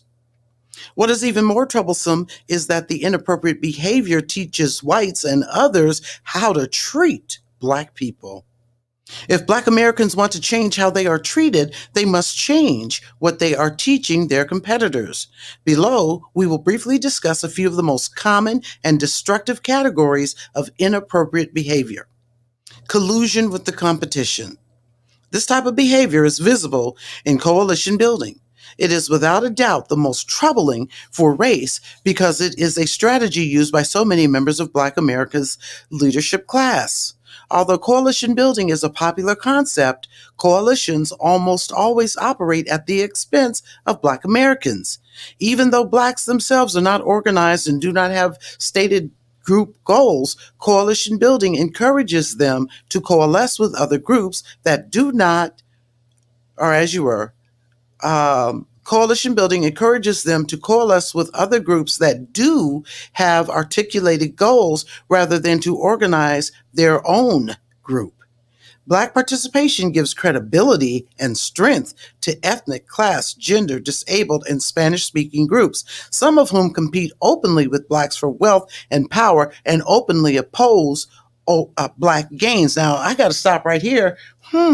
Wonder why all of a sudden there's this push and this need for black people. Y'all need to stand up for these Palestinians. Y'all need to support them. Y'all need to, is that what that is? Is that what's going down? We're giving credibility, strength to ethnic, class, gender, disabled, and Spanish-speaking groups, some of whom compete openly with Blacks for wealth and power and openly oppose Black gains. When Blacks participate in coalitions, they allow the unique status, history, and debt owed to Blacks to spread to all the subgroups. Race is made synonymous with minority, and racism synonymous with any form of discrimination. These are gigantic distortions of reality. Damn. Wait, I'm sorry, y'all. Dr. Claud Anderson, you're throwing shade on it, okay? He said, these are gigantic distortions of reality and give fictional common ground for building coalitions between Blacks and any group that perceives itself as aggrieved. Whatever they went through, it ain't been 400 years of chattel slavery, It ain't been through not being recognized or repaired for being the wealth engine for 400 years. No, we're not going to stand with you. Come over here and stand behind. Let us sit down and you open your mouth on our behalf. Let me keep reading. Blacks should not be against any group. But what political or economic benefits do they derive from coalitions with Asians, American Indians, Hispanics, women, or gays that take Black problems, convert them into minority problems, then propose nonspecific universal solutions? Political coalitions created under the broad, ambiguous concepts of minorities, cultural diversity, and multiculturalism do not benefit Blacks as a group. Holla. Because if it did, we'd have seen it by now, wouldn't we? In collusion with the competition, coalitions give Black Americans a trickle-down political experience. They get what is left after gender, ethnic, religious, disabled, and Spanish language groups in the coalition receive what they want and need. Black Americans lose by default due to the inappropriate behavior of Black leaders who choose cross-group alliances, white approval, and corporate dollars at the expense of their own people. Can somebody say the Congressional Black Caucus? Huh? Okay. JV, you had your hand up. Before I move over here to social etiquette, I'm gonna go ahead and let you, if you need to share your point of view, go ahead, and then we'll hear from you, Commander. But we're going to get into the social etiquette because we got to see what the doctor has prescribed for that. So, JV, if you're there, unmute your mic. Let's hear what you're talking about. If not, Commander. I think he made a brilliant point. Like, he was saying that we're trying to build solidarity without reciprocity. That's really a thing. So we're engaging with our internal needs, and there's no reciprocity. It's like, all right, let's build coalition, let's do a thing, but there's no push, there's no kickback. It's just us saying we have to be coalition builders, and there's a problem with that. I think that's what he was saying. Yeah. And people that do that, I think that's a point of desperation. Like, we need to. I think people that's doing that, they trying to find, they reaching for straws. They throwing shit at the wall. Yeah, or they're ignorant. Or they're ignorant, because I wouldn't say that. I wouldn't say that. I think some of these people have built themselves up. They're intelligent. These are like our leaders in our group. They thought that they had a play, but the play is not working. It's not working. These people is not giving back. They're not. Right. And so now to get back. Well, here's the thing, too, and I'm sorry to cut you off, JV, but you spitting tea, baby. Here's the thing, too, because when you look at it now from this perspective, where Dr. Claud says, Black participation gives credibility and strength to ethnic, class, gender, disabled, and Spanish-speaking groups, some of whom compete openly with Blacks for wealth. So these past couple of days when people were coming in these large spaces, talking about, y'all need to be supporting Palestinians and the Gaza Strip because of this, because of that, the pushback question should have been, why do you want our credibility and our strength? Why do you want us to give some of that, to lend that to your cry, when you won't even come into a space and acknowledge, and you've never spoken on our behalf up until now? But Mama, we build up equity here, and this is the richest nation in the world, so everybody wants to grab on it. Oh yeah, this is the thing. Like, so people are grifting. That's the thing. They're grifting, and they want to like conflate their experience with ours. They're saying like we get attacked by police too.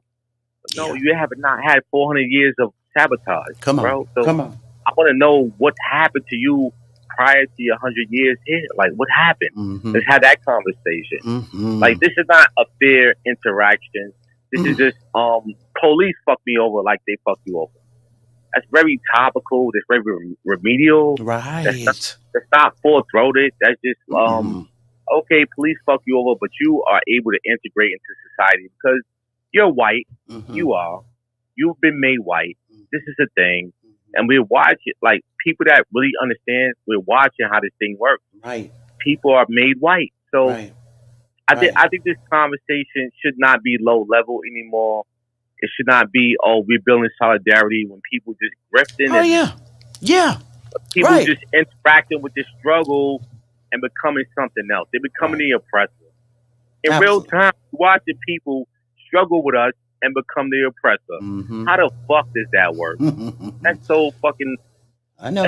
You're right. Okay, Commander, let's hear from you, and then we're going to, and keep it real short for me. Then we're going to hear from our other co-host, he am I, and then we're going to get back into this social etiquette because Claude Anderson's cooking, y'all. Hold up, he cooking. Go ahead, Commander. What's tea? Yeah, the first thing that comes to mind is hip hop. With the Latinos being overly aggressive, saying that they're 50-50 of hip hop. They had this a slow stemmer contempt towards our community about these various art forms that they are able to partake in because of other Black people, not because they deserve to be in those areas. Right. So that's what came through my mind when I was hearing that situation. Okay. Also, the Palestinian thing. You might want to check out the. I had a chat with Bishop Tablet Swan about his support for Palestine over what we're doing, and there's a saying that he was perpetuating, saying that we could do both at the same time, and I told him no, we can't. We need to focus on ourselves. Right. So you might want to hear that video out, and people are getting at these folks about this behavior. Well, I'm going to tell you, and I'll tell you, I like Bishop Talbot Swan, and the man knows how to preach. And like I say, I don't deny Jesus Christ. I believe in him. To me, there's some things in my life. If y'all knew half of what I've been through.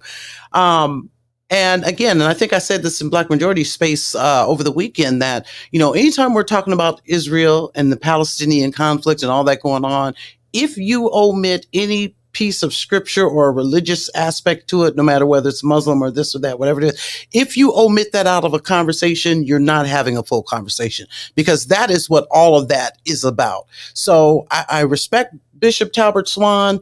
And so I would be actually interested to find out and hear what his take is, because I'm sure he put some scripture behind that. And I'd like to thoroughly understand. Do you want me to go get that video? I mean, you can definitely put it in the DM for me. I probably won't play it tonight, but I definitely want to hear it because I'd love to hear what he said. I'm biased towards. I'm sure it's good, but thank you for bringing that up, Commander. Appreciate that. Yeah, I'll send it both days. Okay. You can put it in Jumbotron since you're up here. That'll work too for anybody else that pulls up and wants to check it out. Here am I. What's up, baby? Thank you for being a co-host. What's up, honey? Oh, anytime. Jay-Z actually hit it on the head. What they do is pull that out. Yeah, you got that bad connect, baby. Can you hear me? It's a little bit, but you staticky, sweetheart. Oh man. That's okay. No, I was saying. Try it again. Jay-Z hit it on the head, and what they do is pull at our hearts. Can you unplug? Can you just use your speaker? Try it one more time. Here am I. Yeah. Just, go out. I tell you what, go out, come back in, and I'll bring you back up co-hosting. Just go out and come back in, because it's horrible, sweetheart. Yeah. Okay, so that's all good. We're going to have him come back and see what he's talking about. While he's doing that, let me get back in here to social etiquette, because, wait. Hold on, we're not there yet. All right, hold on. Wait a minute. Hold on. Why did proven distort thousands dismiss their own white people? Okay, social etiquette. That's where we at. Let me see. Hold on just a minute here. We're going to bring you back up one more good time. Okay. Go ahead, unmute your mic. So, see what's up. Okay, he's out. Let me get on back to it. Social etiquette. Behavior patterns in this category appear to stem directly from the old social or Southern racial etiquette. Though one of the major accomplishments of the Black civil rights movement of the 1960s was to modify some of the social etiquette that traditionally existed between Blacks and whites, many Blacks across America, especially in the South and Midwest, continue to honor old social customs. They avoid situations that make them appear free, independent, and active in shaping their own lives. They are perfectly happy to go to work or to church, look at television, and then go to bed. They still know their place and know how to play get low. To them, what happens to Black people locally or anywhere else is of little concern. They want to appear as good Negroes, content, happy, compromising, and non-competitive. A good Negro or a safe Black person seeks approval of whites. These Blacks will neither speak up nor speak out on Black issues, nor will they defend against Black injustice. All right, let's get to the next one. Let me get my man I up in here. Avoiding Blackness. Blacks who exhibit this behavior avoid association with any form of Blackness. They want to be the first or only Black person in an integrated company, school, neighborhood, organization, or political party. Like whites, many Blacks gauge the amount of Black presence, and anything that is not integrated or is all Black is too Black and politically incorrect. This phenomenon is peculiar to Blacks. There is no similar expression that someone or something is too Jewish, too Indian, too white, or too Asian.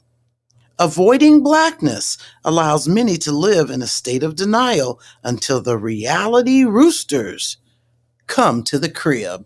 He says, come home. I threw in the word crib. He am I. You got the mic. What's T? Hope that mic's working this time. Hello? You see him? I don't see him up here. Yeah. Or at least not yet. Okay. Yeah, me too. There you go. Okay. Can you hear me now? We can. Go ahead and make your point real quick so we know what's up. Okay, no, I said I wanted to agree wholeheartedly with JV, but what these people do is pull at our heartstrings and say, oh, we're oppressed just. Yes. And then what happens is we say, okay, and give them these hugs and kisses. And when they come over here in droves. And when we say, hold on, wait a minute. Well, you were loving us over here. What's the problem now? And that becomes an issue for us because they're moving into our areas and taking over what we have, which is not very much. Right. So then they begin to talk before the government then gives them grants, and then they look at us just like and say, well, look, we came here with nothing, $2 in our pocket because we know the government all that money. And I'm gonna land. Okay, thank you for that. Thank you for that. So again, just resetting the room real quick. We're going over in this chapter 1, we are talking about the second impediment to Black Americans' ability, 3 major impediments to Black competitiveness. We talked about maldistribution of wealth and resources and powers. Now we're on inappropriate behavior patterns. We also talked about the media monopoly. So if you didn't come here at the beginning of the space, be sure to catch the replay. Replay gang, leave a comment. I want to hear from you. But now we're talking about, we also covered in this inappropriate behaviors, collusion with the competition, social etiquette. We just finished that. Avoiding blackness. He's got a topic in here talking about white ice is colder. We're going to get to that, but let me keep going through in this avoiding blackness portion. A true story illustrates how Blacks try to avoid blackness. A woman who had grown up in a conservative Midwestern town was proud of the respect and status whites accorded her family. She was proud that she and her children were economically better off than most Blacks in town, and her husband was well known in white political circles. However, her world came tumbling down one day when she was in a grocery store with her young daughter. When leaving the store, they came face to face with a white mother and daughter. The young white child pulled on the mother's dress and said, "Look, Mommy, there are some niggers." The white mother pulled the little girl close and whispered, "Hush, honey, those are Wilson's niggers." The friend who related the story was the young Black daughter. She said that for the first time in her life, she knew that regardless of her family's economic status or prominence, she was not allowed to escape her skin color. While Blacks do not mind being identified with a particular sports team or political party, many reject being identified with skin color team that God has assigned them. Avoiding blackness is a counter to the way outgroups respond. They exhibit an increased sense of group consciousness and close their ranks. They create associations, organizations, and businesses dedicated to whatever characteristic others dislike. For instance, if Jews are persecuted because of their religion, they protect and strengthen themselves by building Jewish businesses, organizations, and tight-knit communities. They build Jewish synagogues that teach Jewish culture, history, and religion. They help build and support the Jewish state of Israel. Women who feel marginalized by the system because of their gender respond by building women's organizations and businesses to promote women's issues. The gay community builds gay organizations, businesses, and tight-knit communities. Asians respond to this type of adversity by building businesses, organizations, and tight-knit communities around their Asian culture. When whites say they despise Black people, Blacks adopt the same attitude. They imitate whites and run from blackness, which should serve as a rallying point around to which to build defenses. When blacks run away from themselves and avoid their own skin color, heritage, history, and other members of their race, they become vulnerable and defenseless. They cannot protect themselves. Any comments based on what I just read here? Anybody? How about that story? Huh, Shani? Those are the Wilsons niggas. Unbelievable. Yeah, it's almost as if like, again, we're supposed to, you know, well, a couple of things, right? There's always this breakdown of acceptance that happens when you are not in a collective or a black majority state.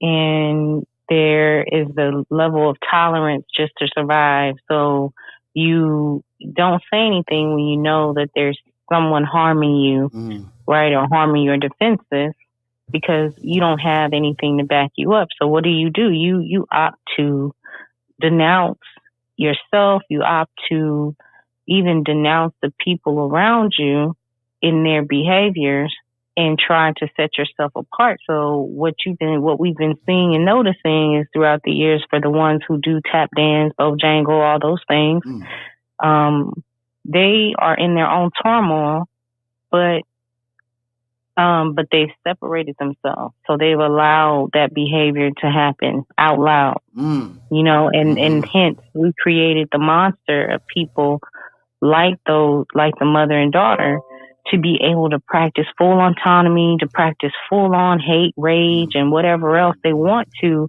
against our people in our own bodies, because no one has ever dominated them in a way that would actually put them in a place they could never come out of.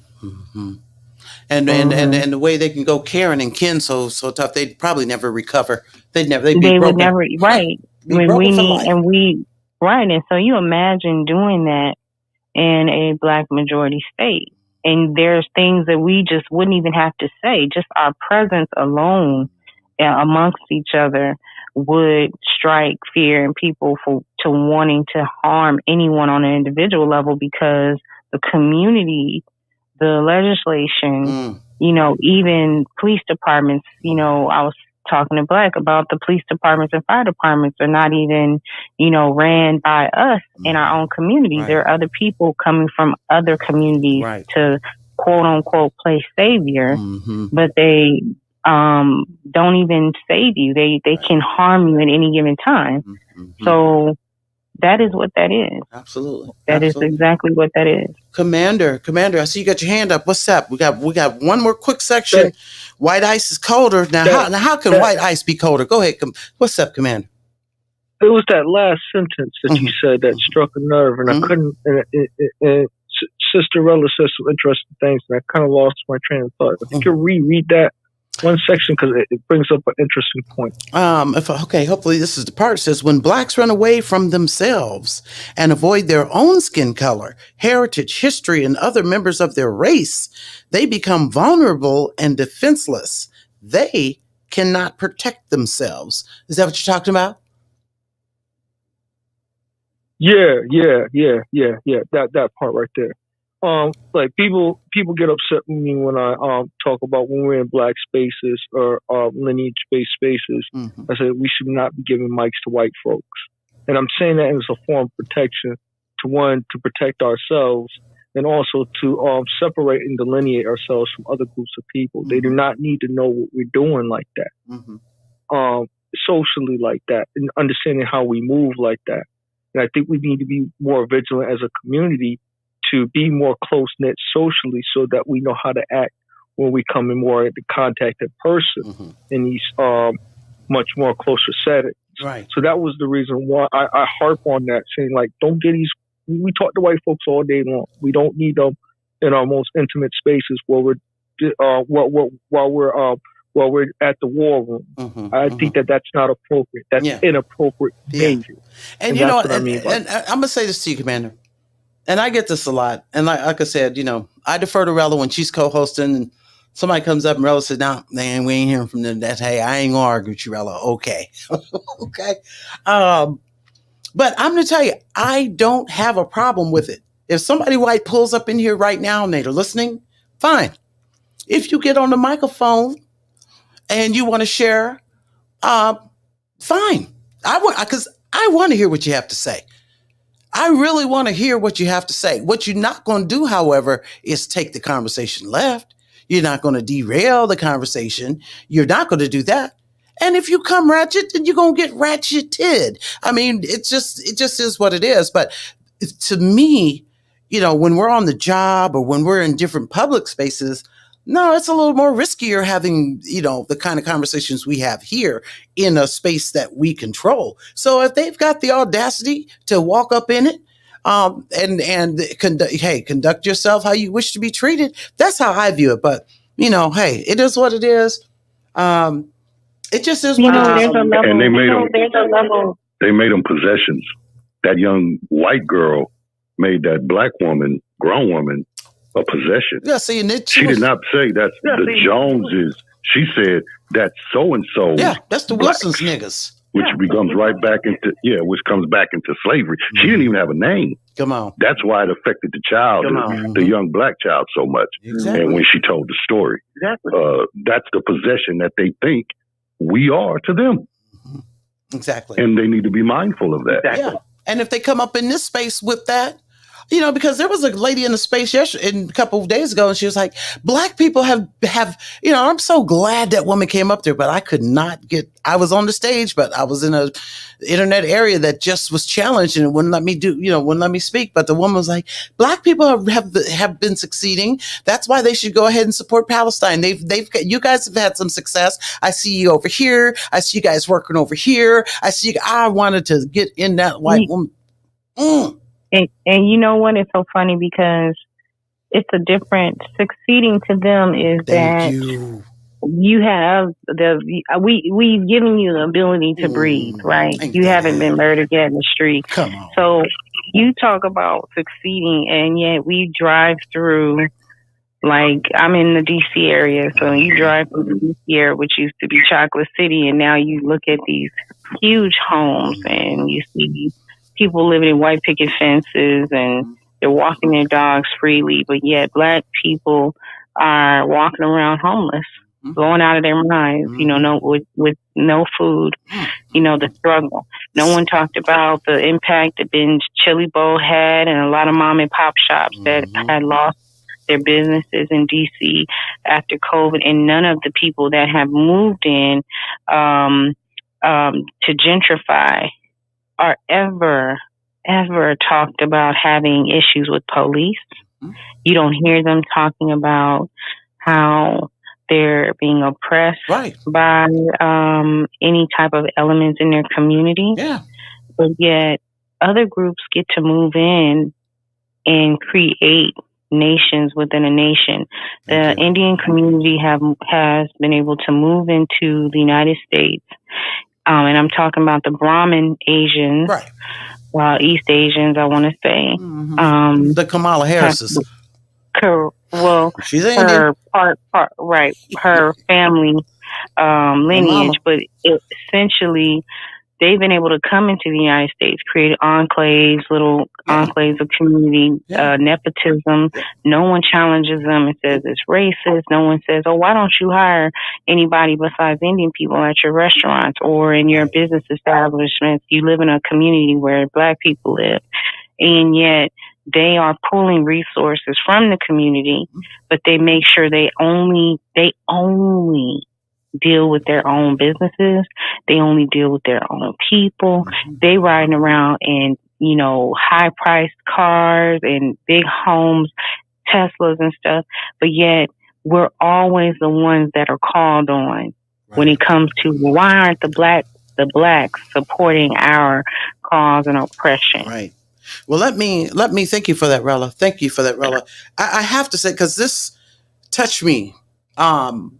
This part right here, even though Blacks themselves are not organized and do not have stated group goals, coalition building encourages them to coalesce with other groups that do have articulated goals rather than to organize their own group.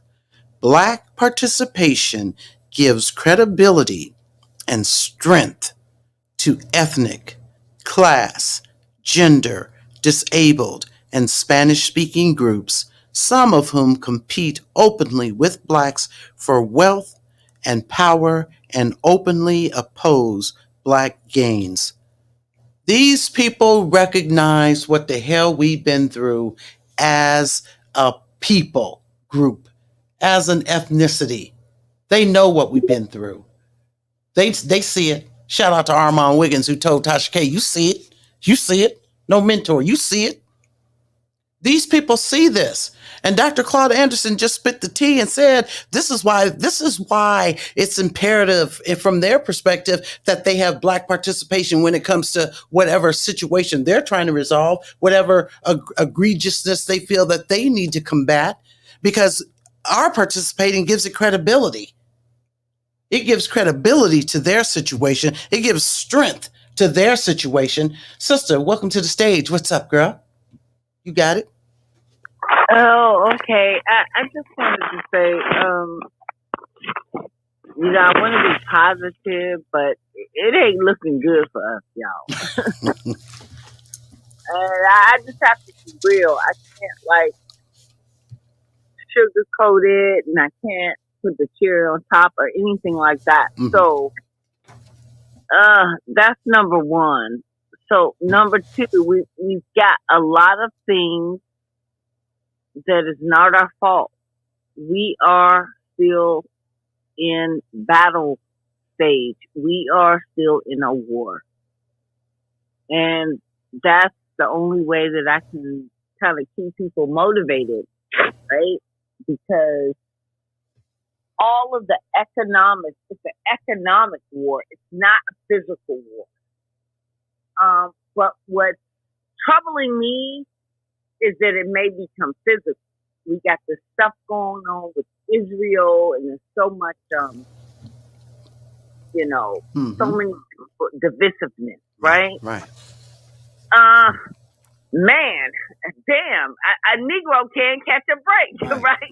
Right. So, exactly, that's how I feel, because we were already kind of like building on the things that we needed to get done, and we were getting our people straight in the community, right? Mm-hmm. And now we got this damn war, but let me tell y'all, this is what I gotta say. All right.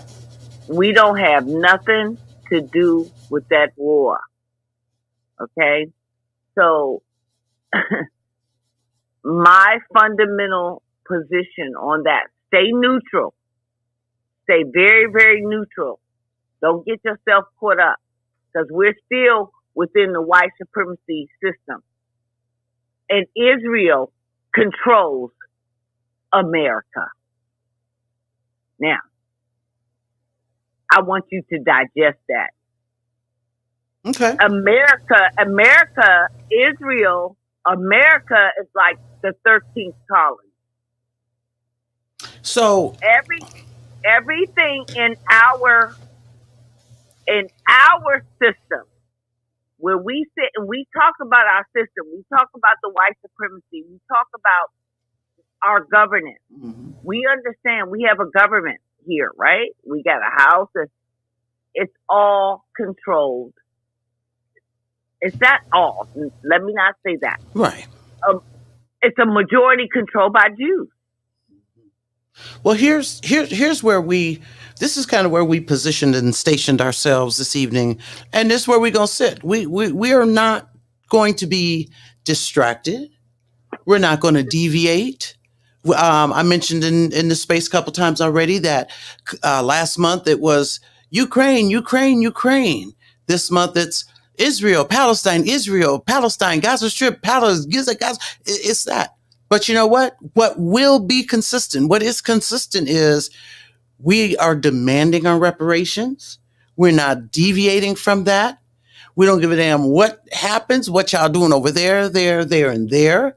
We are going to stay focused on this fight for reparations. We're not going to let a media machine that we have no control over feed us propaganda and make us all of a sudden stop talking about reparations. Because as far as I'm concerned, all this is coming up so that you can try to put a halt on the reparations movement that's going on.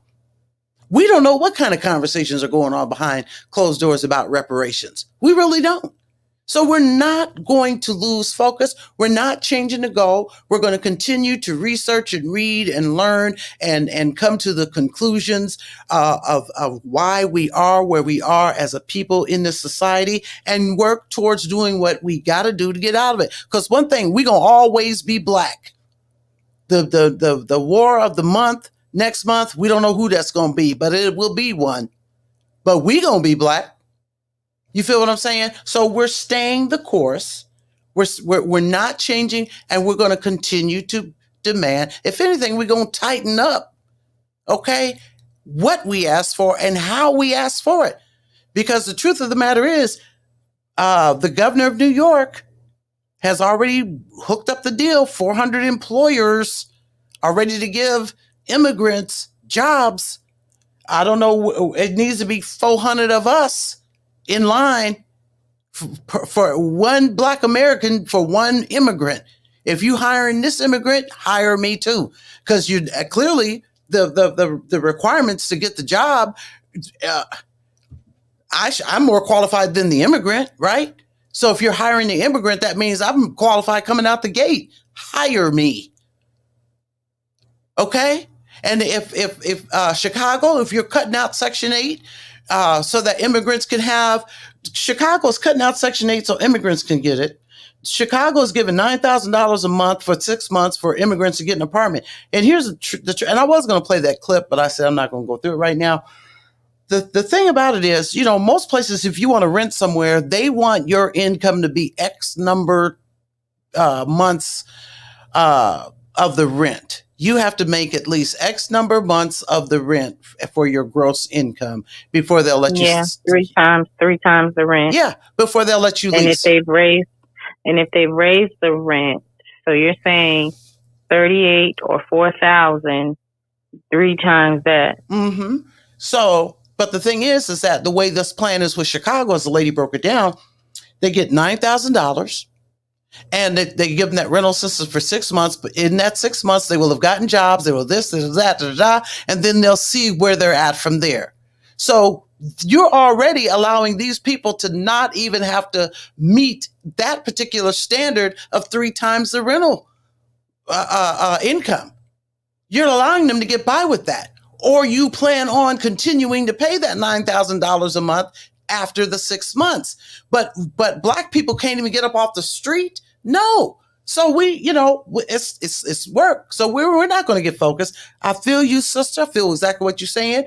In this space, girl, we are not coming up off the square. We're staying on their neck. We want our reparations, and we're trying to continue to figure out how we can do that based on the teachings of Claud Anderson. Let me read this piece here because I'm excited. I need to know what Claud Anderson is talking about right here. Again, we're talking about the 3 impediments that prevent. Well, I wanted to, I just retweeted the space. And maybe I can remind everybody, please retweet the space. Thank you.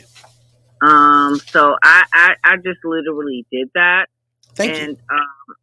Yeah, everything. I'm on top of what's going on in Chicago. Oh yeah. Like this. But here's what I need to contribute to the space. Okay. Here's what you need to do. This is what we're doing in Washington, D.C. You need to go to your local mayor. We already know that. We already got mayors. And I'm in D.C. That's Muriel Bowser. In New York, it's Eric Adams. And in Chicago's your boy Brandon. So what do we need to do when we get to him, though, sister? Here we go. So what you need to do is, first of all, they're doing well. We have got to counteract this from the political standpoint. So sometimes we get frustrated, we get emotional, but we've got to understand how to fight this from a political perspective, because there's rules and regulations in politics. And this is part of what we don't understand, but we're fast tracking, right? We're understanding now. So here's what you need to do. the sanctuary city status is done from a mayoral level. It's literally at the mayor's level. Nobody voted on this shit. See, this is why everybody's upset. Like, where the fuck did this shit come from, right? Mm-hmm. It never made it to the ballot. It wasn't a referendum. It wasn't a special question. It wasn't on anybody's ballot. Mm-hmm. Sanctuary city status is something that is, I don't mean to do fancy words, but it's arbitrary. Mm-hmm. What do you mean, Sister Sean, when you say arbitrary? Arbitrary means like, I say what the fuck I'm going to say, and it is. In other words, I'm white, not say so. That's what it is. I'm white, not That's say what it is. so, baby. Mm-hmm. That's what it is. What I need the people to understand. Mm-hmm. It was an arbitrary decision Mm-hmm. at the mayoral level. Mm-hmm. So, okay, they arbitrarily said that they was going to make us, I'm saying us, because I'm DC, my ass is sanctuary. Right. Chicago is sanctuary. New York is sanctuary. Okay. Now, since now we know that you did this backdoor deal, basically, they did a backdoor deal on our ass, y'all. Right. We didn't even know anything about it. Nobody voted on this shit. Right. So now we're trying to figure out how we're going to reverse it. So how do you reverse it? Go to your board, your local, because it's at a mayoral level. Go to the local board of elections Mm-hmm. and do an ask for a special referendum, special election. Everybody has different names for that shit. Right. But y'all understand. Yeah, absolutely. Get a referendum to reverse sanctuary city status. Do it fucking immediately. So, you know what, sister? I want to ask you some questions. Wait a minute, hold on. Let me tell you one thing. I'm going to tell y'all. I got to tell you. Okay, but now wait, hold on. Because you're saying because I'm about to get distracted because I got a bunch of questions I want to ask you about what you're talking about right now. And do you have a link that you can put in the Jumbotron? But here's what I don't know nothing about no damn Jumbotron. No. You can just put in the comments or share the link. Send it to my DM. I don't have nothing. Okay, but here's I don't know how to do all those. Okay, kind of that's things. fine. That's fine. But here's what I just need you to listen to me. Okay, please. but okay, all right. I don't have time to figure all that. You guys, no. That part. Woman. Yeah, no. That listen. Yeah, listen. So, that's fine. But I have to get better at that. And I receive. And it's okay. It's okay. Here's the only really thing. Not okay because I've got to get better at that. It is okay. It's okay now. It's okay for now. But here's what I gotta do, sister. I want you to hold. Wait a minute. Wait, baby. Wait a minute. I want you to hold that. Hold on to it for a minute. Let me get this last piece because I gotta get this out here. I'm trying to tie it all in, and I don't want there to be, I don't want us to change the channel. I'm like, now wait a minute, I thought Mel was on it. So let me, but stay right there, sister. I'm listening, babe. I'm listening. Stay right. Don't you go nowhere. I'm gonna call you. Okay. Well, shoot it. I'm waiting. All right. Come on. Now I'm gonna give you my questions after I read this section because I got to do it. Let me reset the room just a bit. Y'all, we're going to get part 2 of Sister Sean in a minute. But again, we're back. We're on we're on PowerNomics, Dr. Claud Anderson, the National Plan to Empower Black America. We're focusing right now, Chapter 1, still 3 major impediments to Black competitiveness. We talked about maldistribution of wealth and resources, empower, inappropriate behavior patterns. That's one thing we were on.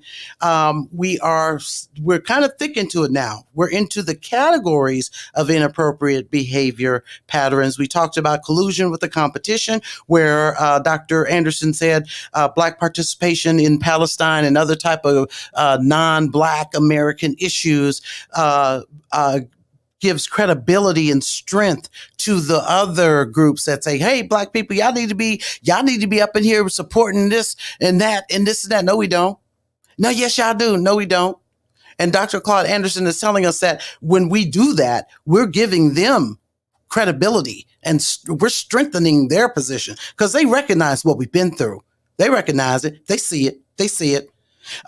We covered social etiquette, avoiding blackness. And now here is this. I got to know what he's talking about. White ice is colder. Lord have mercy. Somebody, where's Terrell Owens when you need him? Huh? Okay.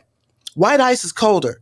Another category of inappropriate behavior is the persistent belief that white ice is colder.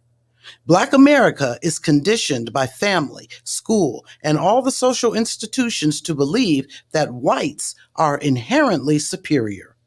Although there have always been blacks who tried to disabuse other blacks of this belief, their efforts have had limited effect. The superior quality of the white man's ice remains a commonly accepted belief and expression in Black America. I am a witness. In the mid-1970s, I actually saw a real-life display of this inappropriate mindset and behavior. Standing with a friend in front of his office building in Tallahassee, Florida, I saw a Black man drive up to a Black-owned grocery store. He got out of his car and walked over to the ice machine. He picked up several bags of ice, examined them, put them back into the ice machine, then walked across the street to a white-owned liquor store. There, he went to the ice machine and took out 2 bags of ice. He examined them, then went to the drive-through window to pay for them. My friend and I were so struck by the behavior that we asked him why he rejected the ice at the Black store but purchased the identical brand from the white-owned store. He said, I don't like Mr. Brown's ice. It's too lumpy. Jack's liquor ice is better. That day, I learned not only was white ice colder, but apparently smoother to at least one Black man. Inappropriate behavior has become deeply rooted in the psyche of Black Americans' dialect type of reasoning. If whites touch it, make it, sell it, repair it, or talk about it, only then is it acceptable to Blacks. But on an even deeper level, Black inappropriate behavior seems to suggest that a significant number of Blacks place more value on being alive than the conditions under which they live. Eradicating these self-deprecating habits and learned inappropriate behavior patterns begins with offering Black people new information, new political and economic goals, new social, psychological models, and new hope. Now, the third impediment, and this is real short, and I got to get to this part. The third impediment, no plan for empowerment. Through the years, Blacks and whites alike have called for Blacks to organize and help themselves rather than depending on whites. As early as the 1860s, Albion W. Torgey, a visionary abolitionist, prophesied that neither the enactment of laws nor appeals to the majority society's conscience would reverse the tide of white racism or lift Black people. Tanji believed that the solution to the nation's race problem resisted in Blacks becoming more independent, exhibiting greater militancy and self-assertion. Tanji was so committed to those beliefs that even as a white man, he fought the conservative philosophies of Booker T. Washington, a Black man. Torgey tried to convince Washington that Black Americans would never gain political and economic party in America until they organized themselves and pursued a course toward economic justice. A century later, a national commitment to economic justice for Blacks still has not been made. Social integration and civil rights remain the foremost issues. Black America needs a national plan and knowledgeable, committed leadership to guide it toward group empowerment and economic justice. PowerNomics is a national plan and requires institutional leadership to implement it. It is reverse social engineering. The sole purpose of PowerNomics is to unleash the economic and political potential of Black America by addressing the historical, structural, economic inequalities between the races and the self-defeating, inappropriate behavior patterns of Black Americans by the year 2005, y'all. Ooh, wee. Now, Now that the need for empowerment has been established, the remaining chapters and appendices of this book explain the PowerNomics plan and how to achieve Black empowerment. That's the end of chapter 1. The man put this timestamp on there that we should have had all this together by 2005. Here it is, 2023, about to be 2024. Give it a few, and we still in here trying to get it together. Sister Sean, you came up at the right time, because to me, the sanctuary city thing, I love the point you made about nobody voted for it. It was I'm white and I say so. It was an arbitrary method, but here's the thing: it wasn't an accident. The mayors had a meeting and they decided, hey, we'll be sanctuary, we'll be sanctuary, we'll be sanctuary. We ain't gonna ask nobody, we ain't gonna tell nobody, and we gonna get it how we live. And now the voters and the taxpayers we're stuck with the bill, and we're stuck like Chuck. Mm-hmm.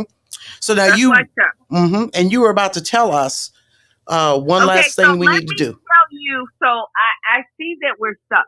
So we behind the 8 ball, people. But let me just give you what I know on how to get unstuck. How to get unstuck is to reverse it. And the only way it's going to be reversed is by referendum or directly confronting your mayor. It is a mayoral. That's the level of government. It's not federal. It ain't Joe Biden. Sure enough, we got that. It's your mayor. Mm-hmm. And you need to demand for your mayor to reverse sanctuary city status. Okay, so now let me ask you some questions. I got to ask you, sister. Go ahead, I'm ready. To your knowledge, what states, what cities has this been done in? I want you to, because I got a barrage of questions for you. To your knowledge, what states or cities has this been done in, where people have gone in, done the mayoral level and said, boom, reverse this crap? No, none. We are in real time, baby. Okay. That's fine. Now, that's fine. That's fine. That's the strategy. Okay. That's what I'm here to So we need to start. Okay, fine. Here's my next question. Here's my next question. We are in real time. I got you, sister. I'm with you. Now, hold on. Because I'm asking you. I got questions, sweetheart. Now, here's my next question. So we go in, we say, look, we want this reversed. What do we do? What is the vernacular? What are we saying to get all of the money back, or to be recompensed for all of the money and you ain't getting none. Wait, hold on. Okay, wait a minute. Wait a minute now. If we're gonna go in here and tell these people we want this crap reversed, shout out to Casper and that electric slide. Reverse. If we're gonna go out there and tell them we want this reversed, then they're gonna have to take it back.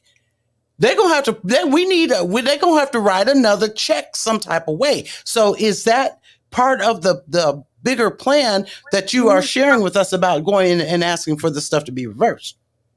Okay, I get what you're saying. You feel me? That's a 2-part plan. It is. Come on with it, though. So the first plan is to reverse the shit, stop the bleeding, right? Mm-hmm. So we're already in like triage. Mm-hmm. So stop the open borders, illegal immigration. You had you doubled up a question to me, mm-hmm. but I'm going to answer that second question. But the second question to me is not as important than the first question. The second question is, what are we going to do with the money? That's not my question.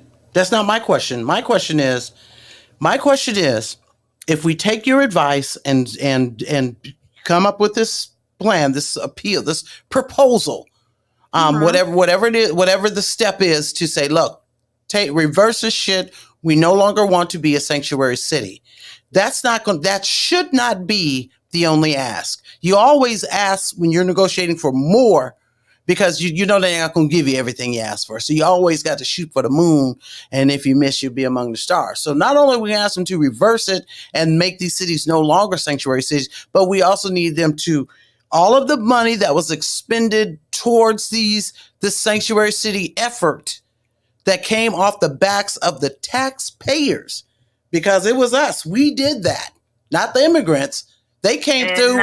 They came through and benefited. But the only reason why they were able to benefit is because we were out there putting in work. So now that y'all did that and gave away the store in front of our face, and it's blown up in y'all face, we want you to reverse this and make this no longer a viable situation, and we want our money back. So I'm asking you, sister. Go ahead. Wait a minute, hold on. No. Let me finish. Don't nobody interrupt me right now. Hold on. I'm a co-host, sister. So wait a minute. Hold on. I'm not interrupting. This is a fluid conversation, and I'm jumping in when Mel ended before you answer, because I want to interject a point of reference to help add to the conversation. Okay, I'm listening. Yeah, that's our co-host. Got to let that happen. I'm listening. Go ahead, Rella. You got it.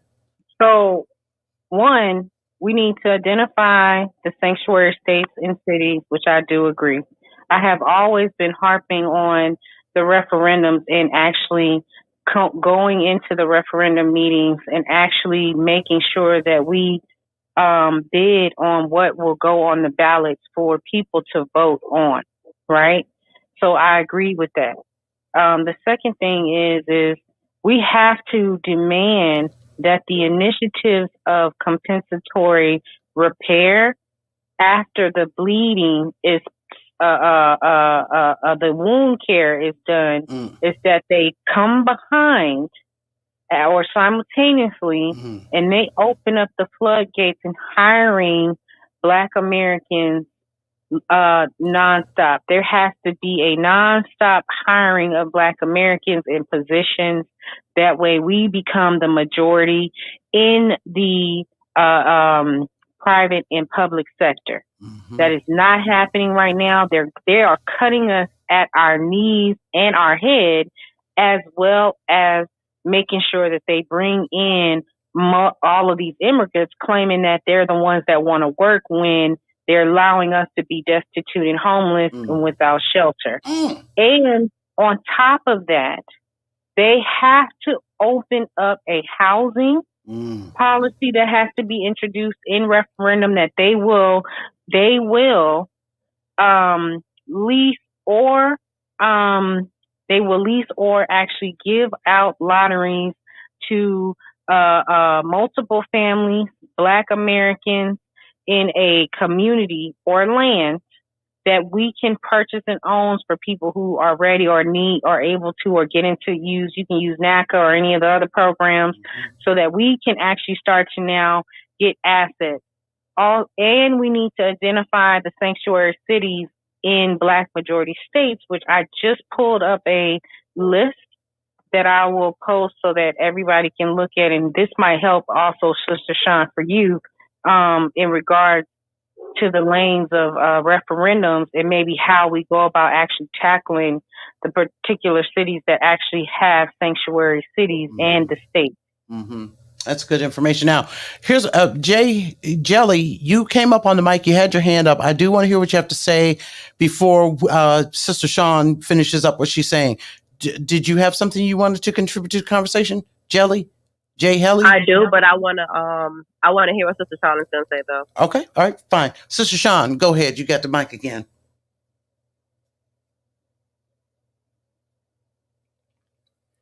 You there, Sister Sean? Yeah. Thank you for allowing me to come back on. All of that is retrospect. So it's like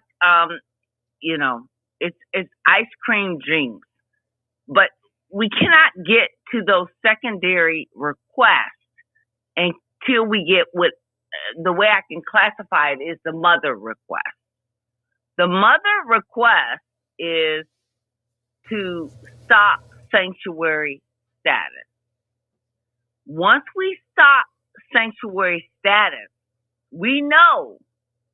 See, here's what's been revealed with this immigration, quote unquote, crisis. So it's been revealed to us that they got the money. So everything that everybody is saying is subsequent Now that we have the money, this is what we want to do for our people. But what we have to be, I don't know if we're like misunderstanding here. These people don't want to do anything for us. Well, I'm going to tell you, listen, I get what you're saying. I don't disagree with anything you said at all. As a matter of fact, I think it's innovative. And I wish you had an even clearer plan as to how we could really execute and implement that. But Actually, I will say, okay, go ahead. Go ahead. Yeah, I do have a plan because right now we are in dire straits. Right. So what's your plan? And that's what I want you to do is I'm going to give you the plan. Okay. There is no plan other than a political plan. And this is what I'm trying to teach you. If you guys want to listen, those will listen will. Those will not. Take it as you will. You've got to go based on my original conversation. It's at the mayoral level. So what you've got to do, you have to go into your locality where you live. There's different people on these calls. I don't know where the hell they are. Right. I know I'm in D.C. Right. So I'm going to start my initiative here, right? The war is where your feet is, okay? So you've got to understand politics. See? But see, here's my thing, sister. Here's my thing. This is my biggest thing, and I want you to have some grace with me right now, okay? Because the thing is that what you're saying is so loaded and so important, very, very, very important. And for me, I'm just going to speak for myself. I don't know about anybody else. But I'm the type of student, even as an adult, I interrupt the instructor all the time. As soon as they finish their thought, I'm like, wait a minute, hold on. I need to make sure I understood what you just said. And I don't mean like, oh, look, C-Spot ran. I'm talking about intellectual topics. I want to make sure that I understand. And so when you say, hey, this is political, this is large, I get that. I'm with you. Now what I'm trying to get is the nuance and the minutia to thoroughly understand what it is you're trying to present to us. So it's not a matter of not wanting or unable to understand what you're saying. It's just that, you're giving us so much all at one time, and it's, I got to kind of get in there a little bit. Well, I just don't know how. I'm a straight shooter. Sure. And I don't know how the best way to give you your minutia and all of that. But if I can finish, I think that people will understand me. What I'm trying to say, I'm just opposing what I have to do and what we're doing in the District of Columbia, right? We're talking about specifically how to reverse sanctuary city status. I'm giving you a way to do that and how to do that. The way that you do that is you go to your locality, to your mayor, right? And you, confront your mayor. And it's going to be a difference across municipalities. We have different mayors based on what cities we are in. I'm in the DMV. That's DC, Maryland, Virginia. I'm dealing with 3 different mayors here, right? So what you need to do is you need to demand to reverse. If you are a sanctuary city, first demand to do it. See what they're going to say. If they say no, the next thing is you have to. If they don't do it voluntarily, you have to do it forcibly, which I know I have to do. Me and JD have to try to do this in DC. And here's how you do it. You go to your board of elections and you put it as a special question referendum. Some people call it a special question. Some of them call it a special ballot. Some of them call it a referendum. So what you need to do, if you're really serious, go to your board of elections. First, go to your mayor and tell your mayor to endorse it. If they don't do it, you do not have to listen to the mayor. Go to the board of elections. And that's almost the equivalent of recalling the mayor. You can recall things that your mayor do if you're not happy. They are public servants. This is what we forget. These people work for us. They work for us. So if they don't want to do it, then you do a special ballot question and you get that shit voted the fuck out. Now, here is the problem. Here's what we have to deal with. When you do a special ballot question, sometimes they call it referendum, because we doing it right here in D.C. We getting started. We getting this shit popping. Because we are a sanctuary city. Right. So the now, immigrants are... excuse me. Let me finish. And then... Okay, wait, sister. Hold on. No. You have to understand. You have to go to your local board of elections, and you need at least 5,000 signatures. Okay, so is that customary for no matter what state, what city, that number of signatures necessary? No, it isn't. That's why so I want it varies. You to let me speak. That's what I'm saying. What I'm saying is things are... All right, hold on, sister. Hold on. Because I'm trying to follow you. And you got to let me follow you so I can understand. I'm trying to understand as we go. I have to understand as we go.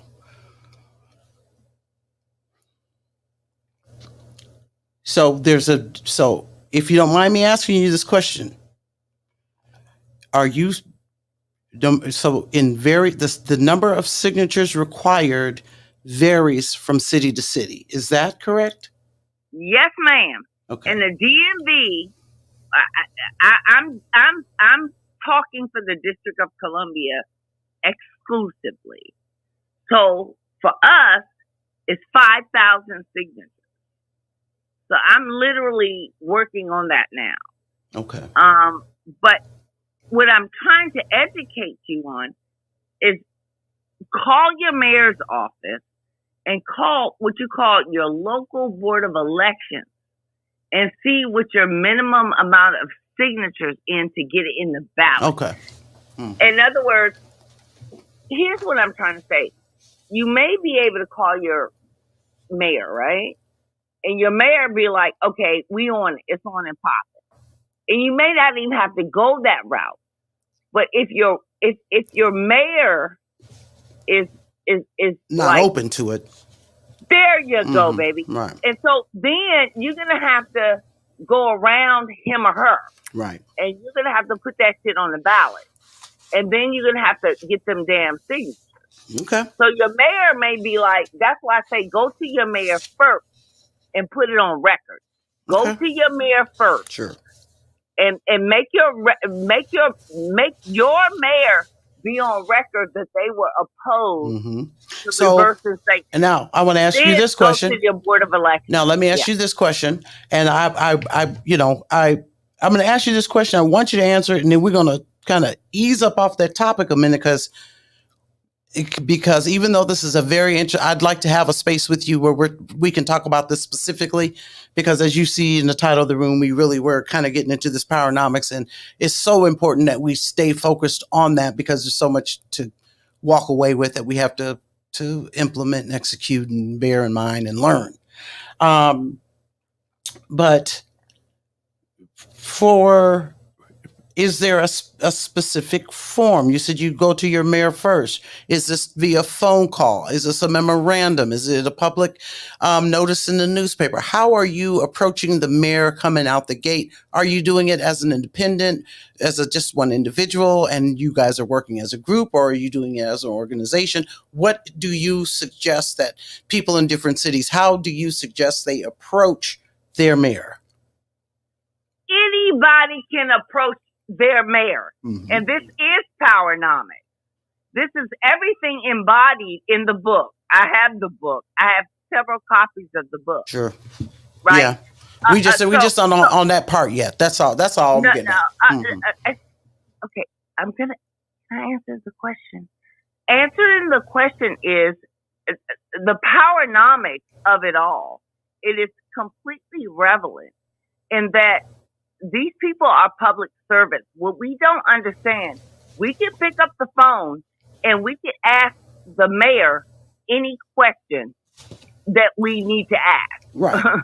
But I was just asking you. So the question right now is we got to deal with these illegal immigrants. So everybody needs to be picking up the phone and asking their respective mayors in your city first, are you going to do some work to reverse the sanctuary city status and these open borders?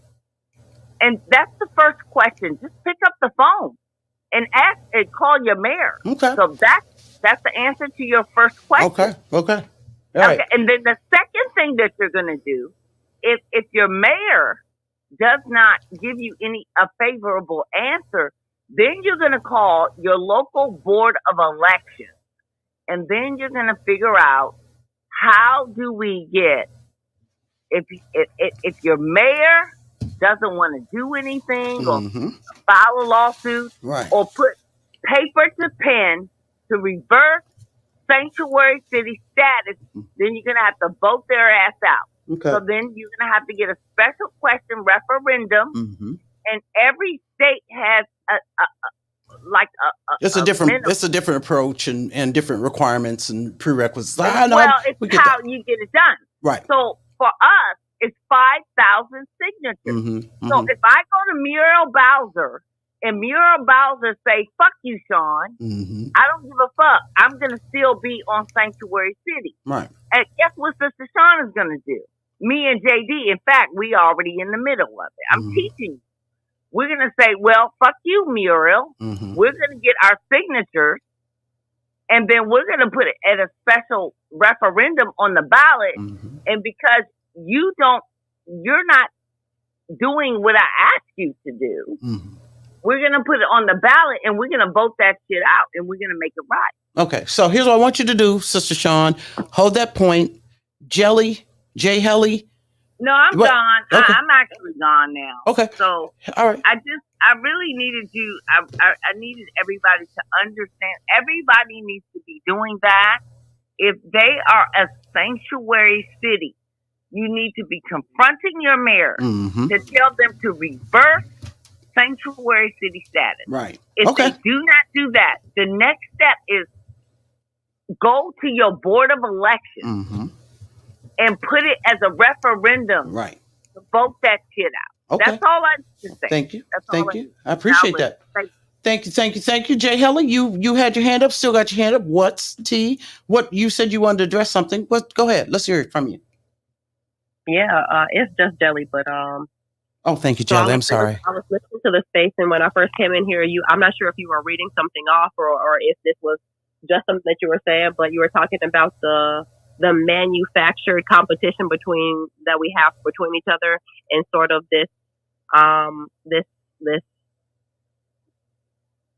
essentially this training so that we stay in a consumer mindset and as a people of sensation. What were you reading from?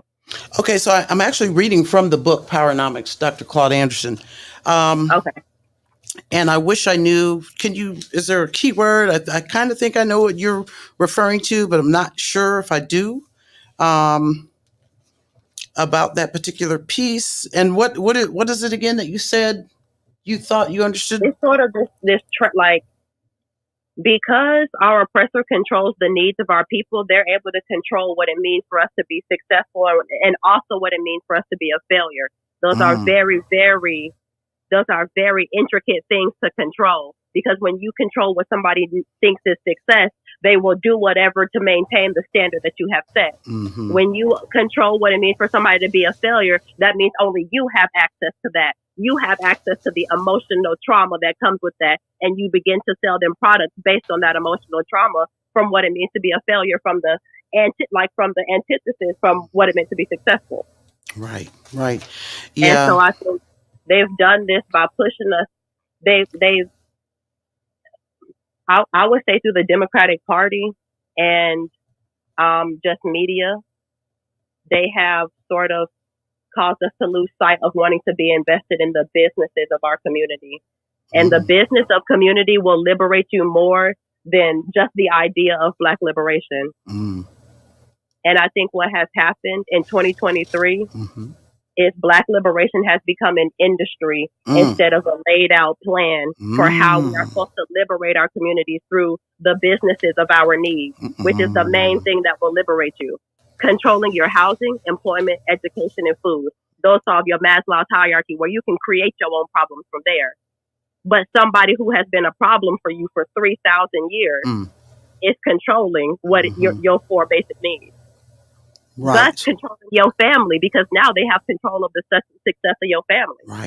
Right. And yeah. I never read PowerNomics, but if that's what's in there, then I need to read that. Yeah, need to get that. Let me see if this kind of hits around there, because it does say on page 26, Commander, where you at when I need you, baby? Where you at? You asked me what page the stuff was on, and shoot. Here's a little piece on page 26, Jelly. That says these behavior patterns de-empower rather than empower Black people. In a society based on white superiority, it is an inappropriate behavior when Black people participate in their own subordination and exploitation. It is an inappropriate behavior when their actions support the established racial hierarchy and encourage dependency on white society. The more a minority group, especially a planned Black minority, becomes dependent on the majority white society, the harder it is for group members to differentiate who they are and behave in their own best interest. Their dependency distorts racial reality and causes many of them to live in a state of denial, tolerating and justifying why they are in an oppressed state. They are generally willing to accept their poor quality of life and avoid any form of competitiveness unless it is against members of their own group. I don't know if that's the part you was hitting on, but that's hitting on what you was just saying. So, yeah. I would say, like in 2023, when we look at this like a business, they have pushed us into a few industries. We're in a nursing shortage, so Black women keep being nurses. We also need teachers. But outside of that, they're trying to keep us in one restaurant industry, which is soul food. They always calling every restaurant you make a fusion or something with soul food. But okay. Yeah. They push us only into rap. Hip hop makes up a small percentage of record sales because of its association with the parental advisory, so it automatically limits the music reach a little bit. And they don't want to talk about how that's contributed to the 40% sales drop. And so they pushed us out of the farm industry. They push us out of a lot of industries, and we begin to just compete with each other in the ones that they quote unquote allow us to be in. Well, let me ask you this question, Jelly, about hip hop, about some rap music. Do you think, especially with the parental advisory, and I wonder if these artists, what their thoughts are on it, do you think that the artists have to cuss, or do their albums have to meet that parental advisory level in order to be successful? Or do you think, Jelly, that their music could be successful without meeting that parental advisory level? You feel what I'm saying? I do understand what you're saying. I think for rap music specifically, if that I do not think a lot of people's careers would make it if they were not allowed to cuss. I think that it would have to increase the skill level, because It's a lot of songs that I'm in the mall and they're talking about sex and I can tell, but because of the way that they're talking about it, that it's in the core. Let's get And more so play. I think, a lot of music right now is so vulgar. You can't even enjoy the song without the vulgarness of it, and that is going to ruin people's careers. So could that same artist, just like for Cardi B, and we're going all over the place now, but for Cardi B, if Cardi B was to make a song without saying particular words, could she still be a success? Yeah. Okay, I think so too. I think so too. And I hadn't even thought about the parental advisory, how that immediately limits the artist. Because that disqualifies you from video games, that disqualifies you from movies, that disqualifies you from a lot of things that make your song a streaming farm. Wow. So that's the thing about streaming farms. They're not talking about what it is. It is people just sitting in rooms playing music, but it's all the songs in New Balance. It's all the songs in Nike. It's all the songs in Express. It's all the songs in Walmart. It's all that. These are the streaming farms. And so if all of your songs have cussing in it, you've disqualified yourself from this, which is actually conditioning to get them to listen to your music more. Right. Now, now, Jelly. Oh boy, it's a night. It's a night tonight. I guess we're here for it. I'm built for it. Woo! Hey y'all, the YouTube channel is in the link. Please go and click that link and subscribe. And when you subscribe, don't go back 24 hours later and unsubscribe. Okay? Subscribe and stay. Stick and stay.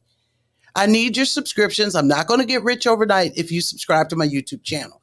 Okay? I want you to subscribe. I want to put this conversation in the algorithm, and we're trying to get it popping. I ain't going to get paid off of it.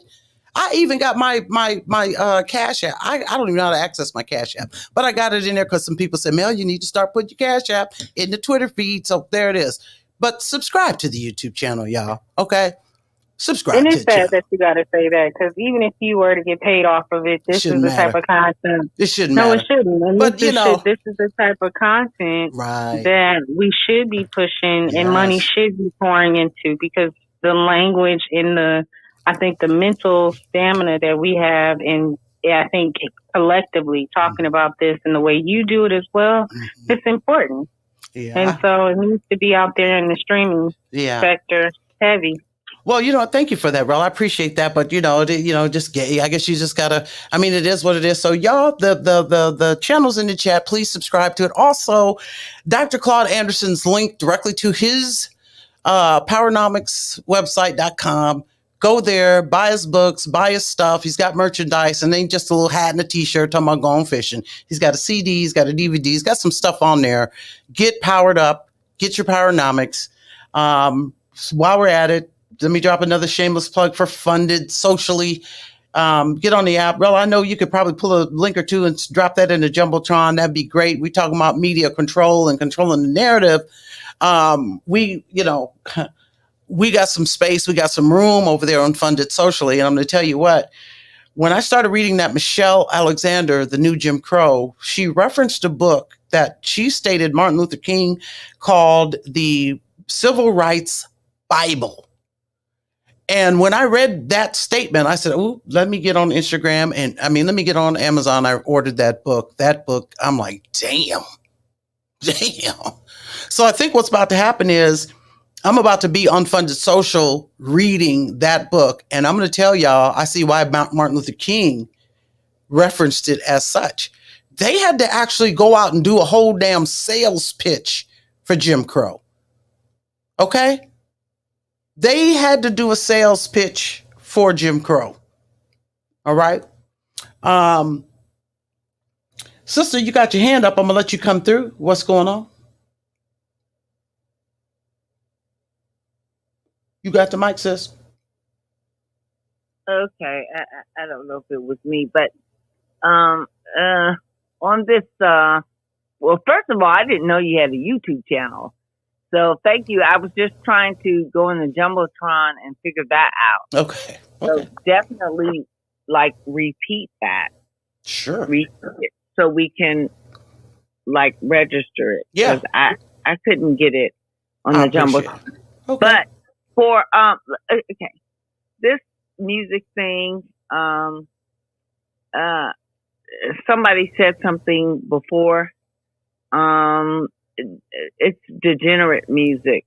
Okay, it's not advancing anything for our people, and at this point, it's controlled by people who don't look like us and do not have our best interest. That's all I can say. Mm-hmm. And Dorothy Height, I believe it was Dorothy Height. She did it years ago. She was fighting this stuff years ago, and she didn't win. I wish she would have won, because if she did, we wouldn't have the degeneracy. Because music is our soul, people. Music is everything we had. You've got to understand, this is how we kind of abjected and kind of circumvented our pain and our trauma. Very true. And it was revolutionary, right? It was, we had our day-to-day pain, but we had our music. And we had people giving us positive messages. So now, don't think that pain has changed. So our kids are still getting this pain. They're getting this anti-blackness out here in the world. We want to talk about diversity. There's no such thing as black and brown. Right. Our kids are going out there and they are being discriminated against. They're being ostracized. Trust me. And that's what they're dealing with. But we are sitting here with the little power that we have and talking about some damn black and brown. When we sending our kids out here in the world and the browns and the whites, now our kids got double jeopardy. They got to deal with white racism and brown racism. Okay. Come on, y'all. Yeah. Oh, yeah. Now that's what's up. Right. And so I'm taking it a little bit deeper. But in terms of our music, when we had to deal with our oppressor, it helped us kind of get by and by, all that religious stuff. But now it's nothing but degeneracy. And we never dealt with that. And if we don't get our music together, and I say reverse that shit, take all that shit back from all of those major companies and create our own company for our own music. Because that music is developed in a very distinct way for degeneracy. And it has nothing to do with us. And that's what makes me so angry. It has nothing to do with us as a people. It has everything to do with exploiting us as a people. Right. And being in a predicament where, if that deal hadn't come along, we was already done, we done played our last hand and ate the last slice of bread and opened up the last can of tuna. Ain't nothing else left. And if this deal don't come through, Lord, I don't know. So, already being in that predicament and then being, descended upon by, a swindler, a shark or whatever, it doesn't make the situation any better. So, we got to stop that. Yeah, we got to stop that. And that's really all I have to say. Yeah, there's so many. We have to stop that. Right. Degeneracy in our music, because our music was our liberation. Right. And if we lose that, along with everything that we're dealing with socially, we are literally behind the 8 ball in so many different ways. Right. And that's just a cultural way. Absolutely. Yeah. So let me get to this part right here. And I thank you, Sister Sean, for coming up here and taking us down the mayoral referendum lane. Appreciate that. That's good information. I might send you an DM and try to get a space collected No, with you're you. good. You're good. So I'm I saying don't get a have space. Nope, anything else nope, to nope, nope, offer. nope. Listen, and get a space. PowerNomics. And get a space and get a space. Listen, now you came up in my space. Hold on, you owe me a space, and I think I'm going to hit you up on the DM, see if I can't get a space scheduled with you so we can talk in detail about what you were talking about now. And so now, if you say no to me, that'll be okay. But I'm going to ask for it anyway. No, I'm never going to say no to anybody perfect. in this Awesome, space. awesome, I'm awesome. here. Awesome. I'm here for service. Perfect. So yeah, I want to say no to anyone. Okay, awesomeness. No. Good. So here's what's up, y'all. We're going to be in chapter 2 the next time we get together. PC, I see you came up on the stage, and I want to see what you're talking about. But I do want to put this out here right now. We'll be in chapter 2. Chapter 2, PowerNomics, Dr. Claud Anderson. The National Plan to Empower Black America. Chapter 2 is the keys to empowerment. Any race that loves the world and hates itself will eventually become its own oppressor.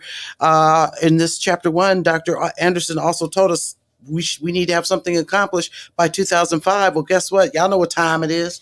It's 2023, damn near 24. But on page 41, PowerNomics Vision for Black America, it says the PowerNomics vision is a Black America that is politically and economically self-sufficient and competitive by the year 2005. Book copywritten in 2001.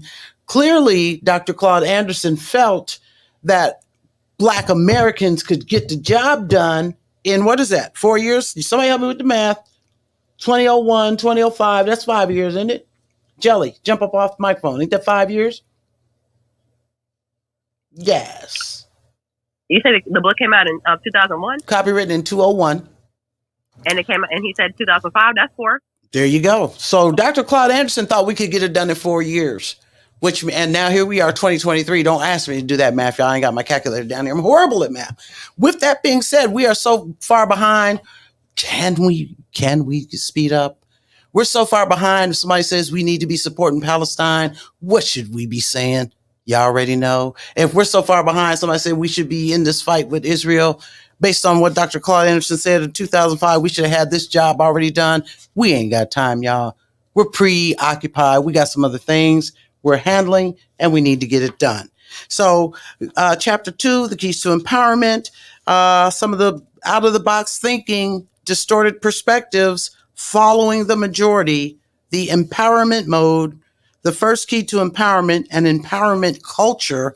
Ooh, can't wait to see what that's about, because we get to control our own culture. And if we need to add something to it, we can. So that's what's in chapter 2. It's going to be a pop-up. Please follow me on Twitter so that when I do set the next space, you already know what's up. I'm trying to really be consistent, but it's taking a little work. Follow the YouTube. It's in the Jumbotron. Please subscribe and stay subscribed. If you got to get this book from Dr. Claud Anderson, his link is in the YouTube and the Twitter Jumbotron. Please click on his link and buy his book. PC, you came on the stage. I presume you had something to say. Jelly, you got your hand back up. PC, was there something you want to share? Nope. Got your thumb down, meaning no, or okay, cool. All right. Jelly, what's tea? Yeah, I think that we had to go through our 4 years of wondering from Martin Luther King. I think that was a reminder of Moses. But I do believe that in 2023, with the situation with Palestine and Israel, this is going to open a hole that we can fill in our communities. Now, this might be fucked up to say it like this, but our shit is on clearance, and while it's on clearance, I'm sorry, I only had money for while it was on clearance. So your best bet is to come up with your best business plan right now, because a few industries are going to go up. The price of food is going to go up. So if you're a Black farmer, this is your best time to get involved in that. Get involved in hydroponics, because it takes up less space and you can get them cheaper, and the nutrients is cheaper, and you will use less water. If you're in trucking, this is your best time to try to get more trucks. This is your best time to make sure that you have the supplies, tires, mechanics, and all this other stuff. And you're working with mechanic shops that are trying to make innovations, because we're going to have shortages in metals and we're going to have shortages in parts. that industry is going to boom. Housing, steel and concrete are going to be, I can't figure out if it's going to be steel or if it's going to be concrete. But multifamily properties, the loans have gone down. And so because the loans have gone down, they're trying to get more people to start buying multifamily properties. You're going to need to decide if you want to build an infrastructure in what material. That's going to be depending on what happens in Palestine and Israel, for real, because they're going to need to send military stuff. Let's see. Healthcare is going to have an industry. So they're going to go in a shortage because they're going to have a boom for whatever gun or whatever thing they come up with. And that's going to be that. So we need to take our communities back by working in the fields that will replace what they take out of our communities to fund whatever they're doing. Right. We don't need to be worried about a position. We just need to be worried about getting the control of the areas of activity that they are going to vacate and most likely going to try to fill with immigrants. So we need to beat the immigrants to get our shit back before this war is over, because that's going to be the time where the most grants and some of the most capital is going to be available. You know, Jelly. And that's what I want. Okay. Listen, I appreciate what you said here, and I got to do this. I'm sorry. I just got to. I wouldn't sleep tonight if I didn't do this. So here's the thing, Jelly. I'm looking at these comments, and someone with credibility, in my view, has made the statement in the comments. I don't know if you've seen it or not. And based on everything you've said up here, it's just I'm flabbergasted. So I really would like for you to address this comment if you want to. If you don't want to, that's fine. Maybe. But I'd like for you to address it if you can, if you don't mind. Got a comment here that says Jelly is an op. She has disrespected our ancestors like Martin Luther King. She has attacked Marcel in reparations. Only reason why she hasn't attacked Dr. Claud is because she doesn't know him. She is an op. Is that a true statement about you, Jelly?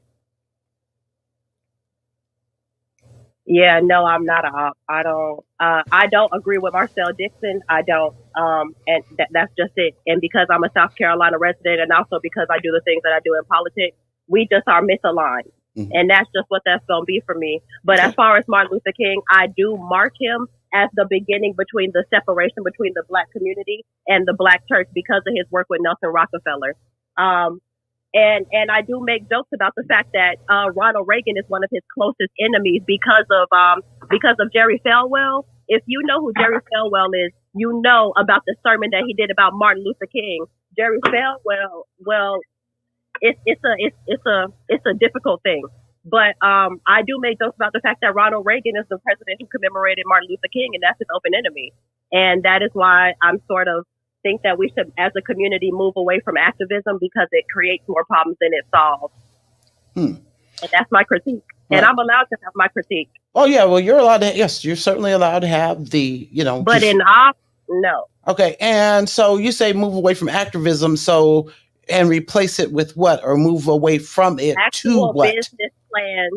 Actual business plans and things that we see fruition in a community that solve the problems of our people.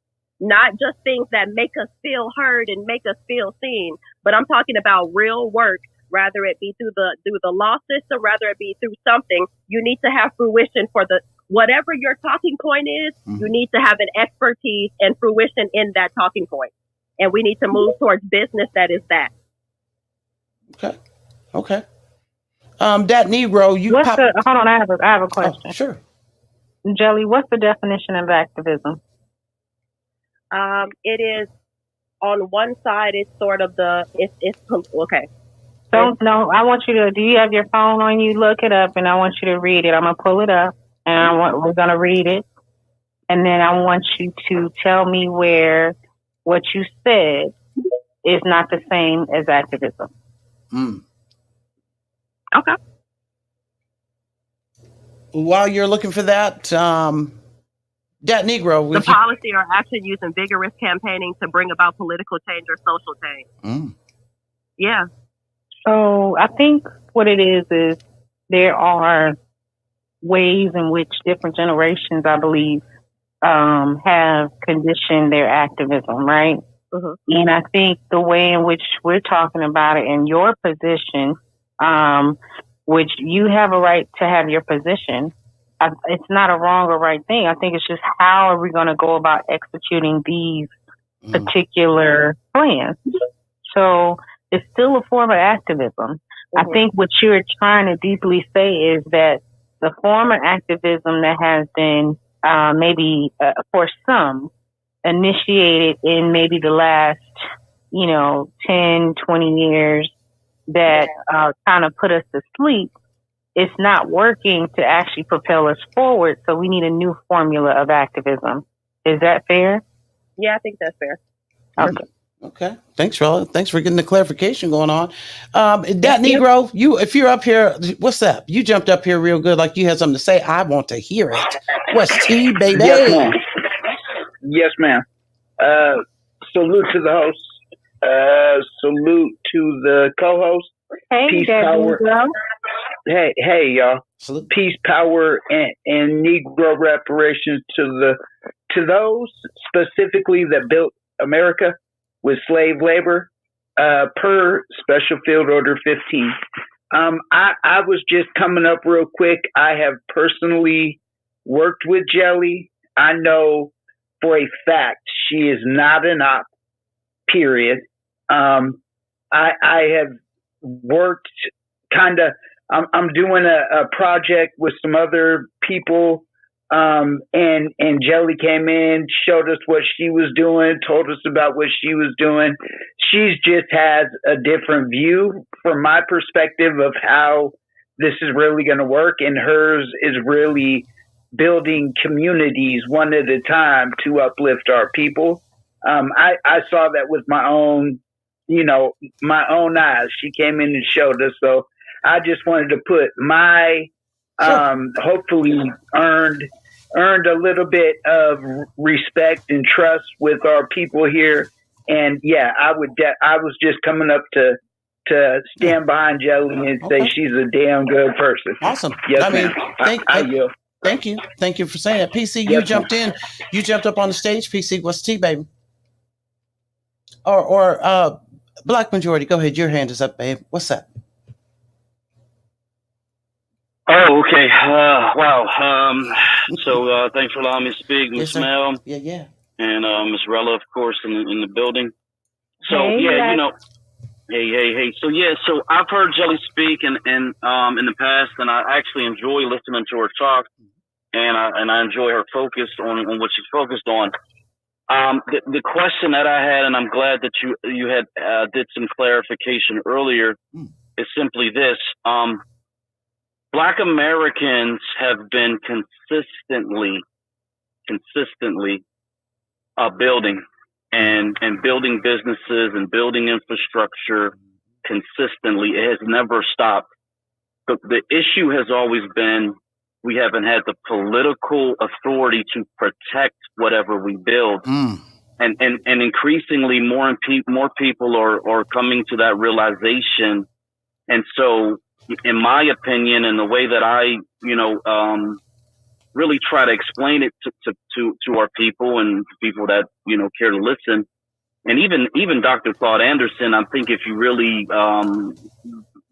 get into the nuance of what he's discussing, he ultimately is talking about you need some level of political authority in order to protect these businesses. But I'm just curious, do you fundamentally understand that? Because it sounds as if you said, we got to race to beat the immigrants to get ourselves established. The problem becomes when the government says, oh, okay, we're going to bring in competition.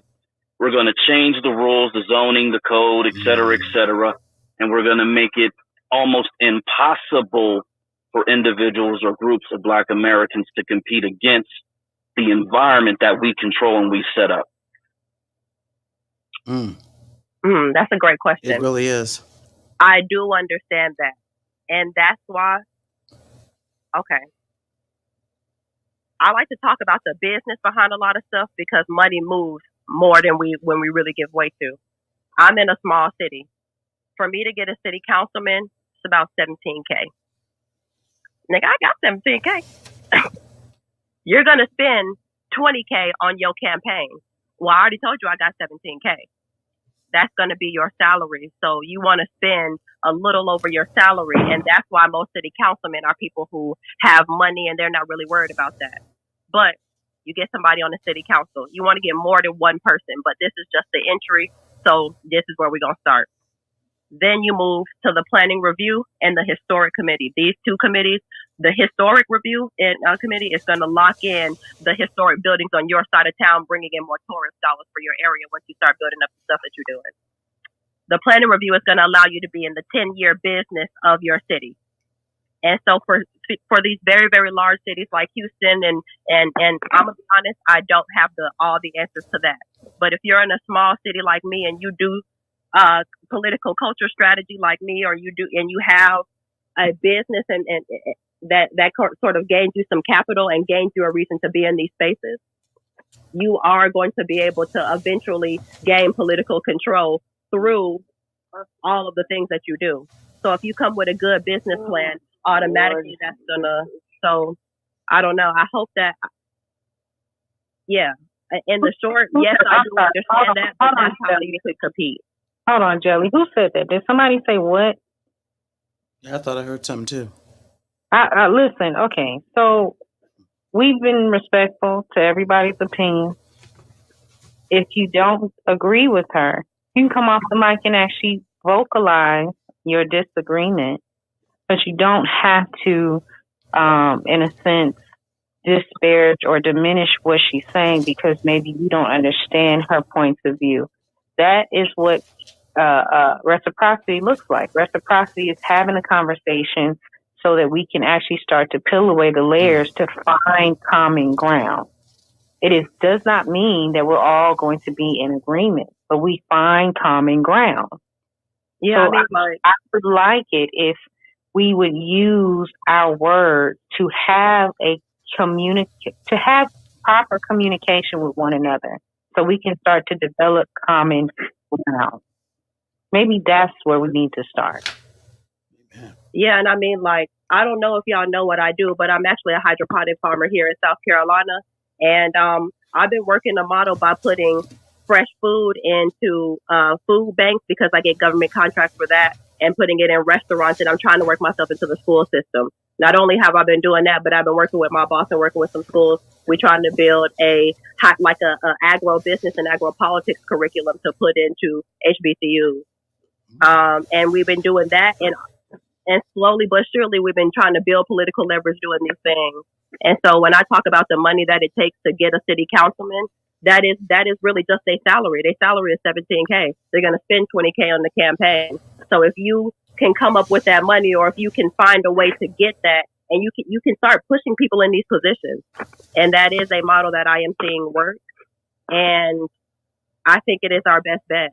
Also, because when we do that, we can start filling in our businesses with the people that we're getting elected in. And if you're talking about making sure that our cities are sanctuary cities, you're going to need that political leverage. Damn. Go ahead, Black. Yeah, awesome, man. So I love that answer. I just wanted to do a quick follow up. So, I know some people promote the idea of buying politicians. I personally reject that. Mm-hmm. I think corruption breeds corruption. Well. So, if we're going to run candidates, they need to be honorable, right, and they need to be, loyal and dedicated to our people. Mm-hmm. But the follow-up question I wanted to ask you is this, because it sounds like you've got very intimate ties with government agencies. So if you were in South Carolina, which is a potential Black majority state, where the layers of government were in the hands of Black Americans, descendants, and the agenda was a Black American agenda to support all of your efforts, do you think you would be in a better position, the same position, or a worse position? How do you, if you can envision a situation where everybody in this room essentially had the authority that you need to succeed?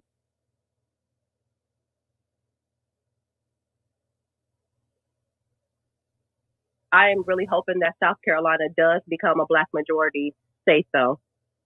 I'm really hoping that. But let me address this buying politicians. it's not buying politicians. It is making sure that you're showing why your issues are valuable within your community. And I know it kind of sounds crazy to say, but realistically, politics is a business, and it is the business of allocating resources. Politicians are actors auditioning to allocate your resources. And so we need to make sure that our movie pays the best, at least for the people trying to push our agendas. Because when we don't make sure that our film is the best, somebody else does, and they don't make sure our film is good, then we get sold plain 3. So let's try to not buy. It's really just it's not buying politicians. That's absolutely corrupt. But it is at least playing in the game to control the narrative on our community. And to control the narrative on your community through politics, that does look like donating the causes. And statement from Jelly. I think a part of in the book, Mel, correct me if I'm wrong, Dr. Claud Anderson doesn't call it buying politicians. He does state that we do need to lobby our politicians by way of funds that's supporting their campaign, helping to put money into the campaign and whatever it is their initiatives that they're doing, so they actually look like better candidates. And he talks about that when he starts to talk about how to build from the first to the fourth floor. So I don't know if we gotten that far yet. We actually have not. We have not. But it's good that that has been. Let's see, political action steps. Let me just flip over there real quick and see if I can find something on there. But if we haven't gotten to it, if I can't find it right now, then that's still good because we'll just be prepared for it when we do run across it. Let me see what we got going on.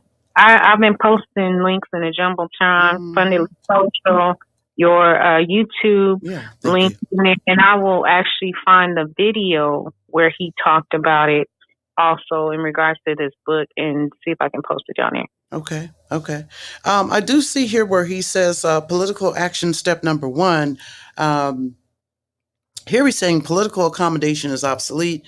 Playing American politics based upon the needs of and interests of other groups is playing politics just to play. Politics is economic Darwinism. It is rooted in selfish economic aims. Players compete to protect what they have or for further gains. Those who operate from altruistic feelings about helping everyone may play the game, but they will not win. Booker T. Washington was a pro-Black leader. Washington's greatest weakness was his dream of being the great accommodator between Black and whites. He destroyed Black America's hopes of being an independent and competitive people by telling whites at the Atlanta Fair in 1896 that Blacks were the most patient, faithful, law-abiding, and unresentful people that the world had ever seen. The white society rewarded Washington and Black Americans for their humble, meek, compassionate, and non-competitive attitudes by subjecting them to another 60 years of Jim Crow semi-slavery.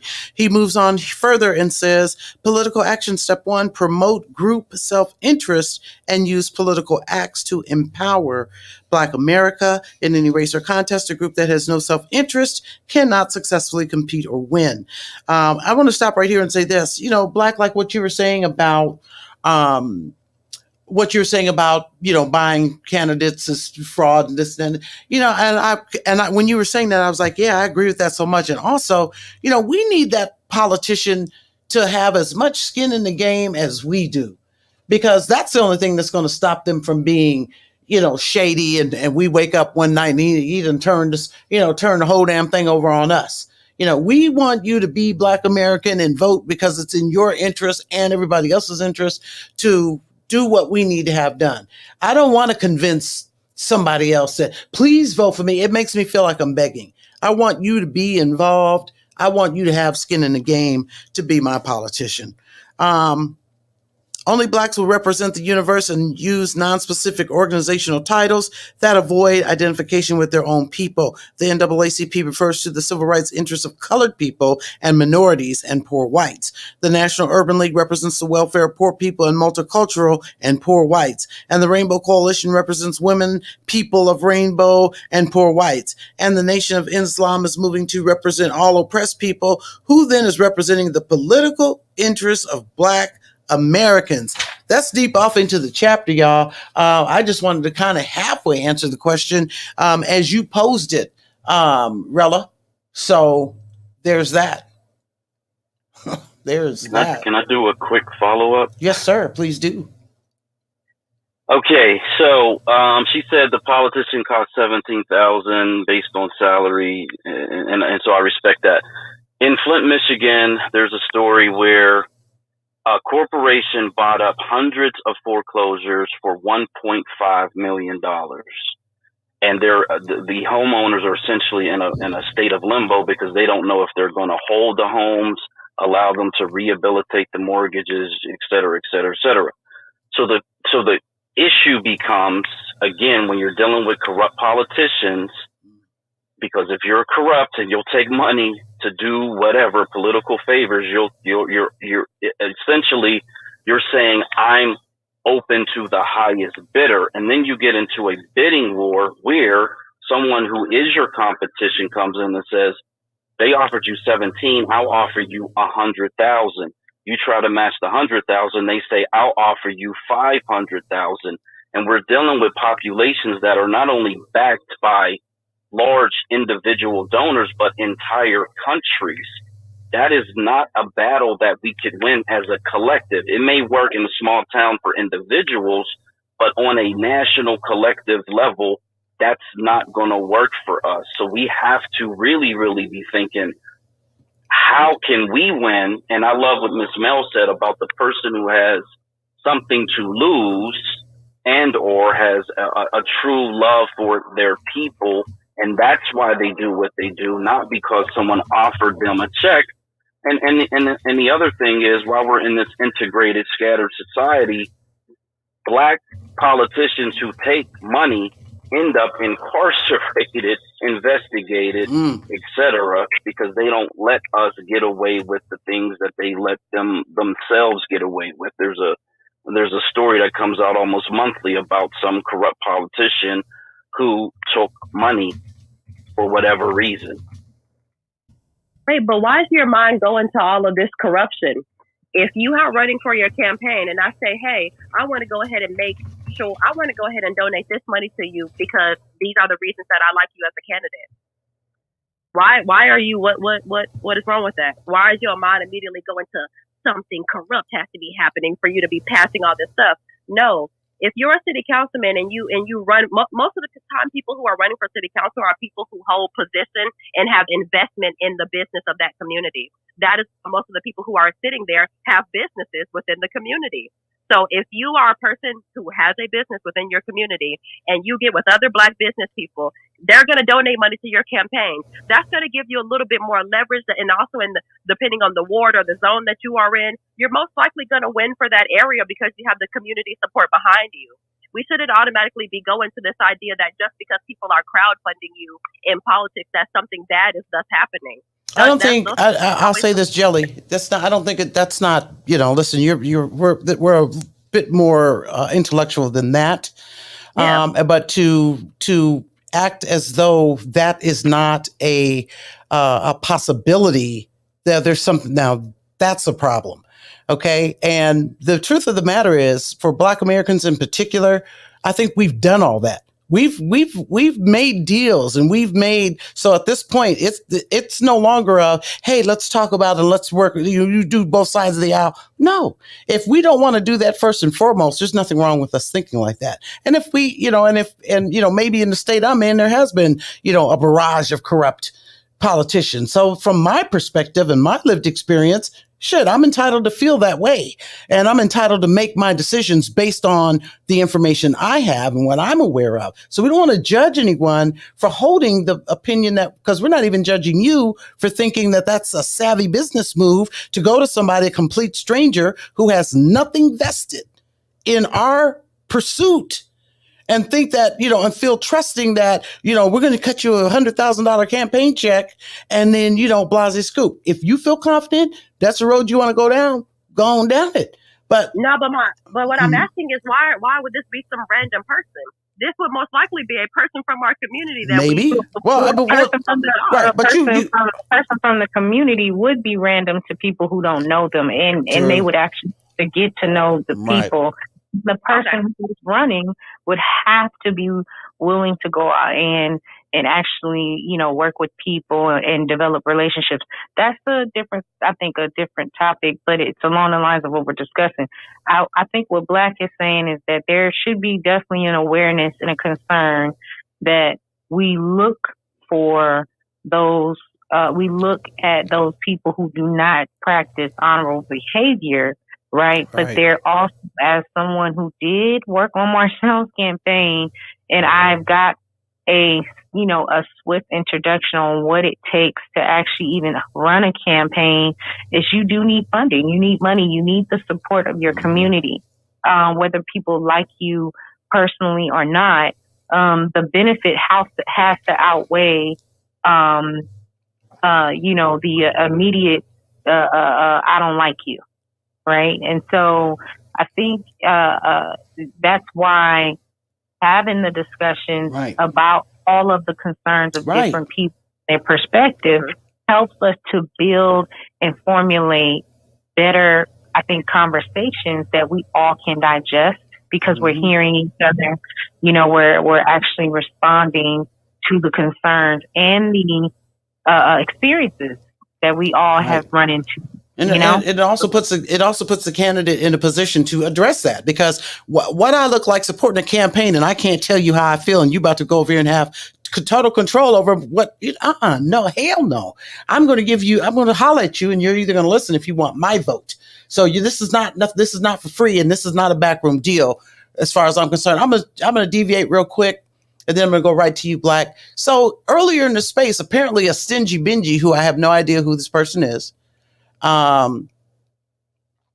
the audacity to, apparently this is when, I guess Sister Sean was talking or something, but he goes, wait a minute, is the host a zesty dude? And he and I made was like, hey, look, man, Blase Scoop DeVille. Then he comes back, I don't listen to the zesty brigade on any topic. Their spirits are tainted, and in the end, they're for LGBTQ more than anything.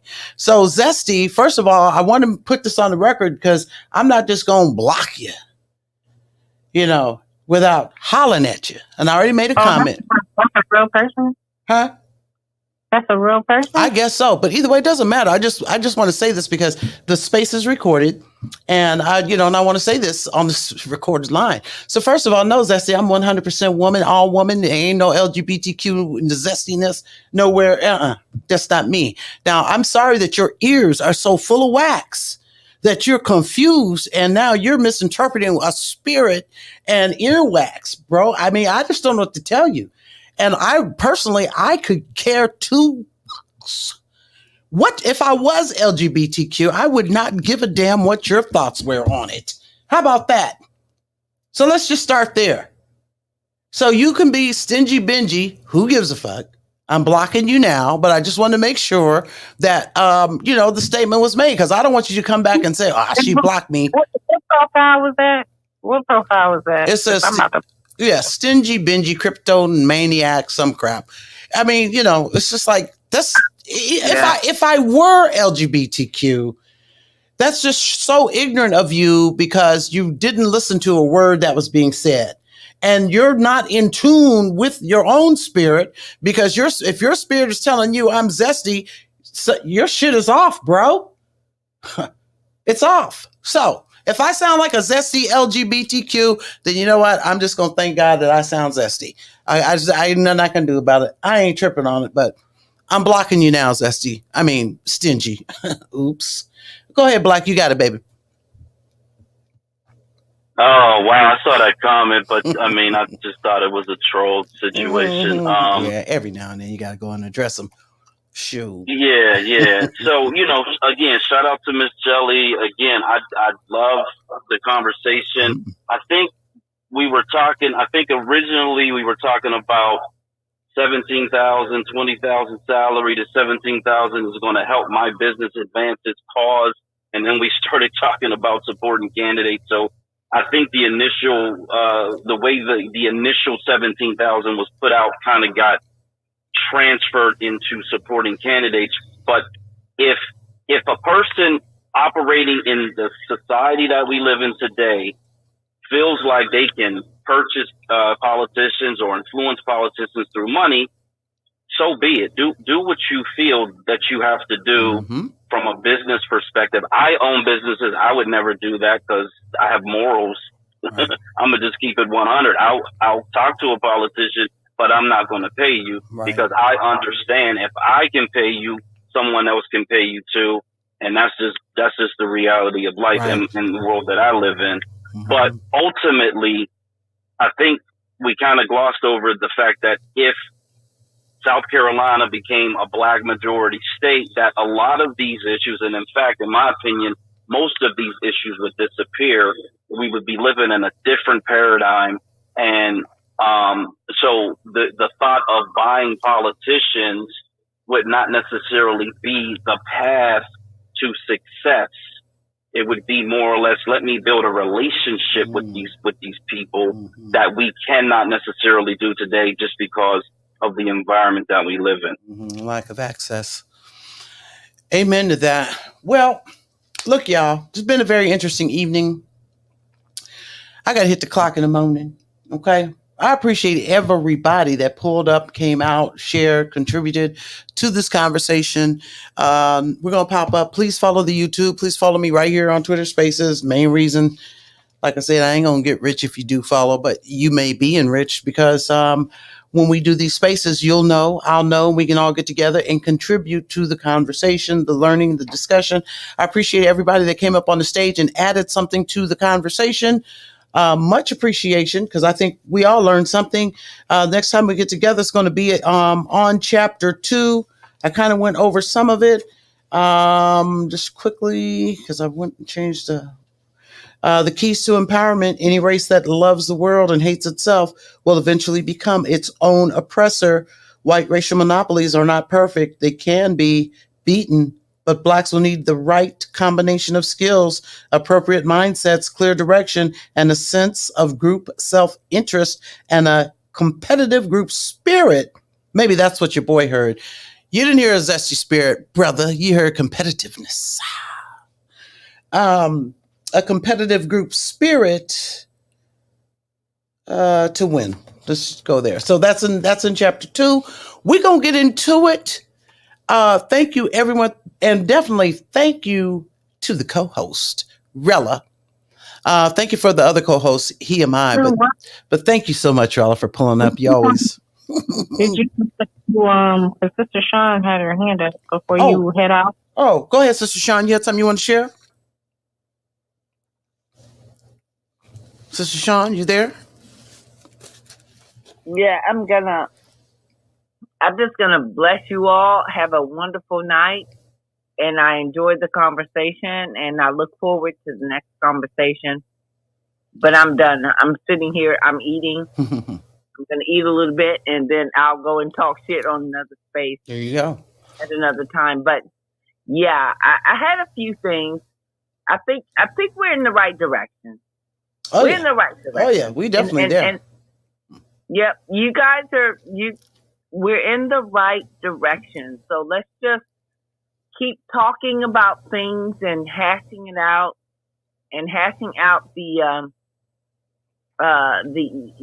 everything with the PowerNomics, but most importantly, you got to bring that Black History reader. I got all that. I got all that, Sister Sean. I'm telling you, we already went through Black Labor, White Wealth. We're doing PowerNomics now. I've So got, you slow walking them. You got to slow walk. You're doing a wonderful job. That's what you need to do. thank you. Thank you. Because you gotta like walk people up to their yeah. And to here's their enlightenment. And here's the biggest thing. And this is how I look at it. There are some people that have read this book and not read this book, and some people that are reading it as I'm reading it, and some people that I've read it and they haven't, this and that. So the main objective with these book discussions that I do is for us to all converse and share and enlighten as it relates to this discussion. That's the key thing there, because we're getting these different perspectives and we're getting illumination. I'm understanding something because someone else said something, and somebody's understanding something because I said something. And either way, we all walk out of here more informed, better informed, and ready to do what we got to do. So yeah. And you're doing a wonderful job. So that's all I have to say. Well, I thank you for that. I thank you for even saying those words, because you didn't have to. So thank you, Sister Sean. Much appreciation. Yeah, that's it, y'all. That's it. That is the podcast. Be sure to like, share, subscribe, replay gang, leave a comment. You know I want to hear from you. And until next time, y'all, we will see ya when we see ya. Welcome to the Only Male Cruz Show, the We Own Your Head podcast. Discussing topics that make you say, how and where can we improve as a society? From a Black American's perspective. Copyright disclaimer regarding fair use is in full effect. The views and opinions expressed in this show, you guessed it, they're all mine. Catch us live, be ready to speak. This is a call-in show. Be sure to hit the like button, share, subscribe, replay gang, leave a comment. You know I want to hear from you. Let's go to work.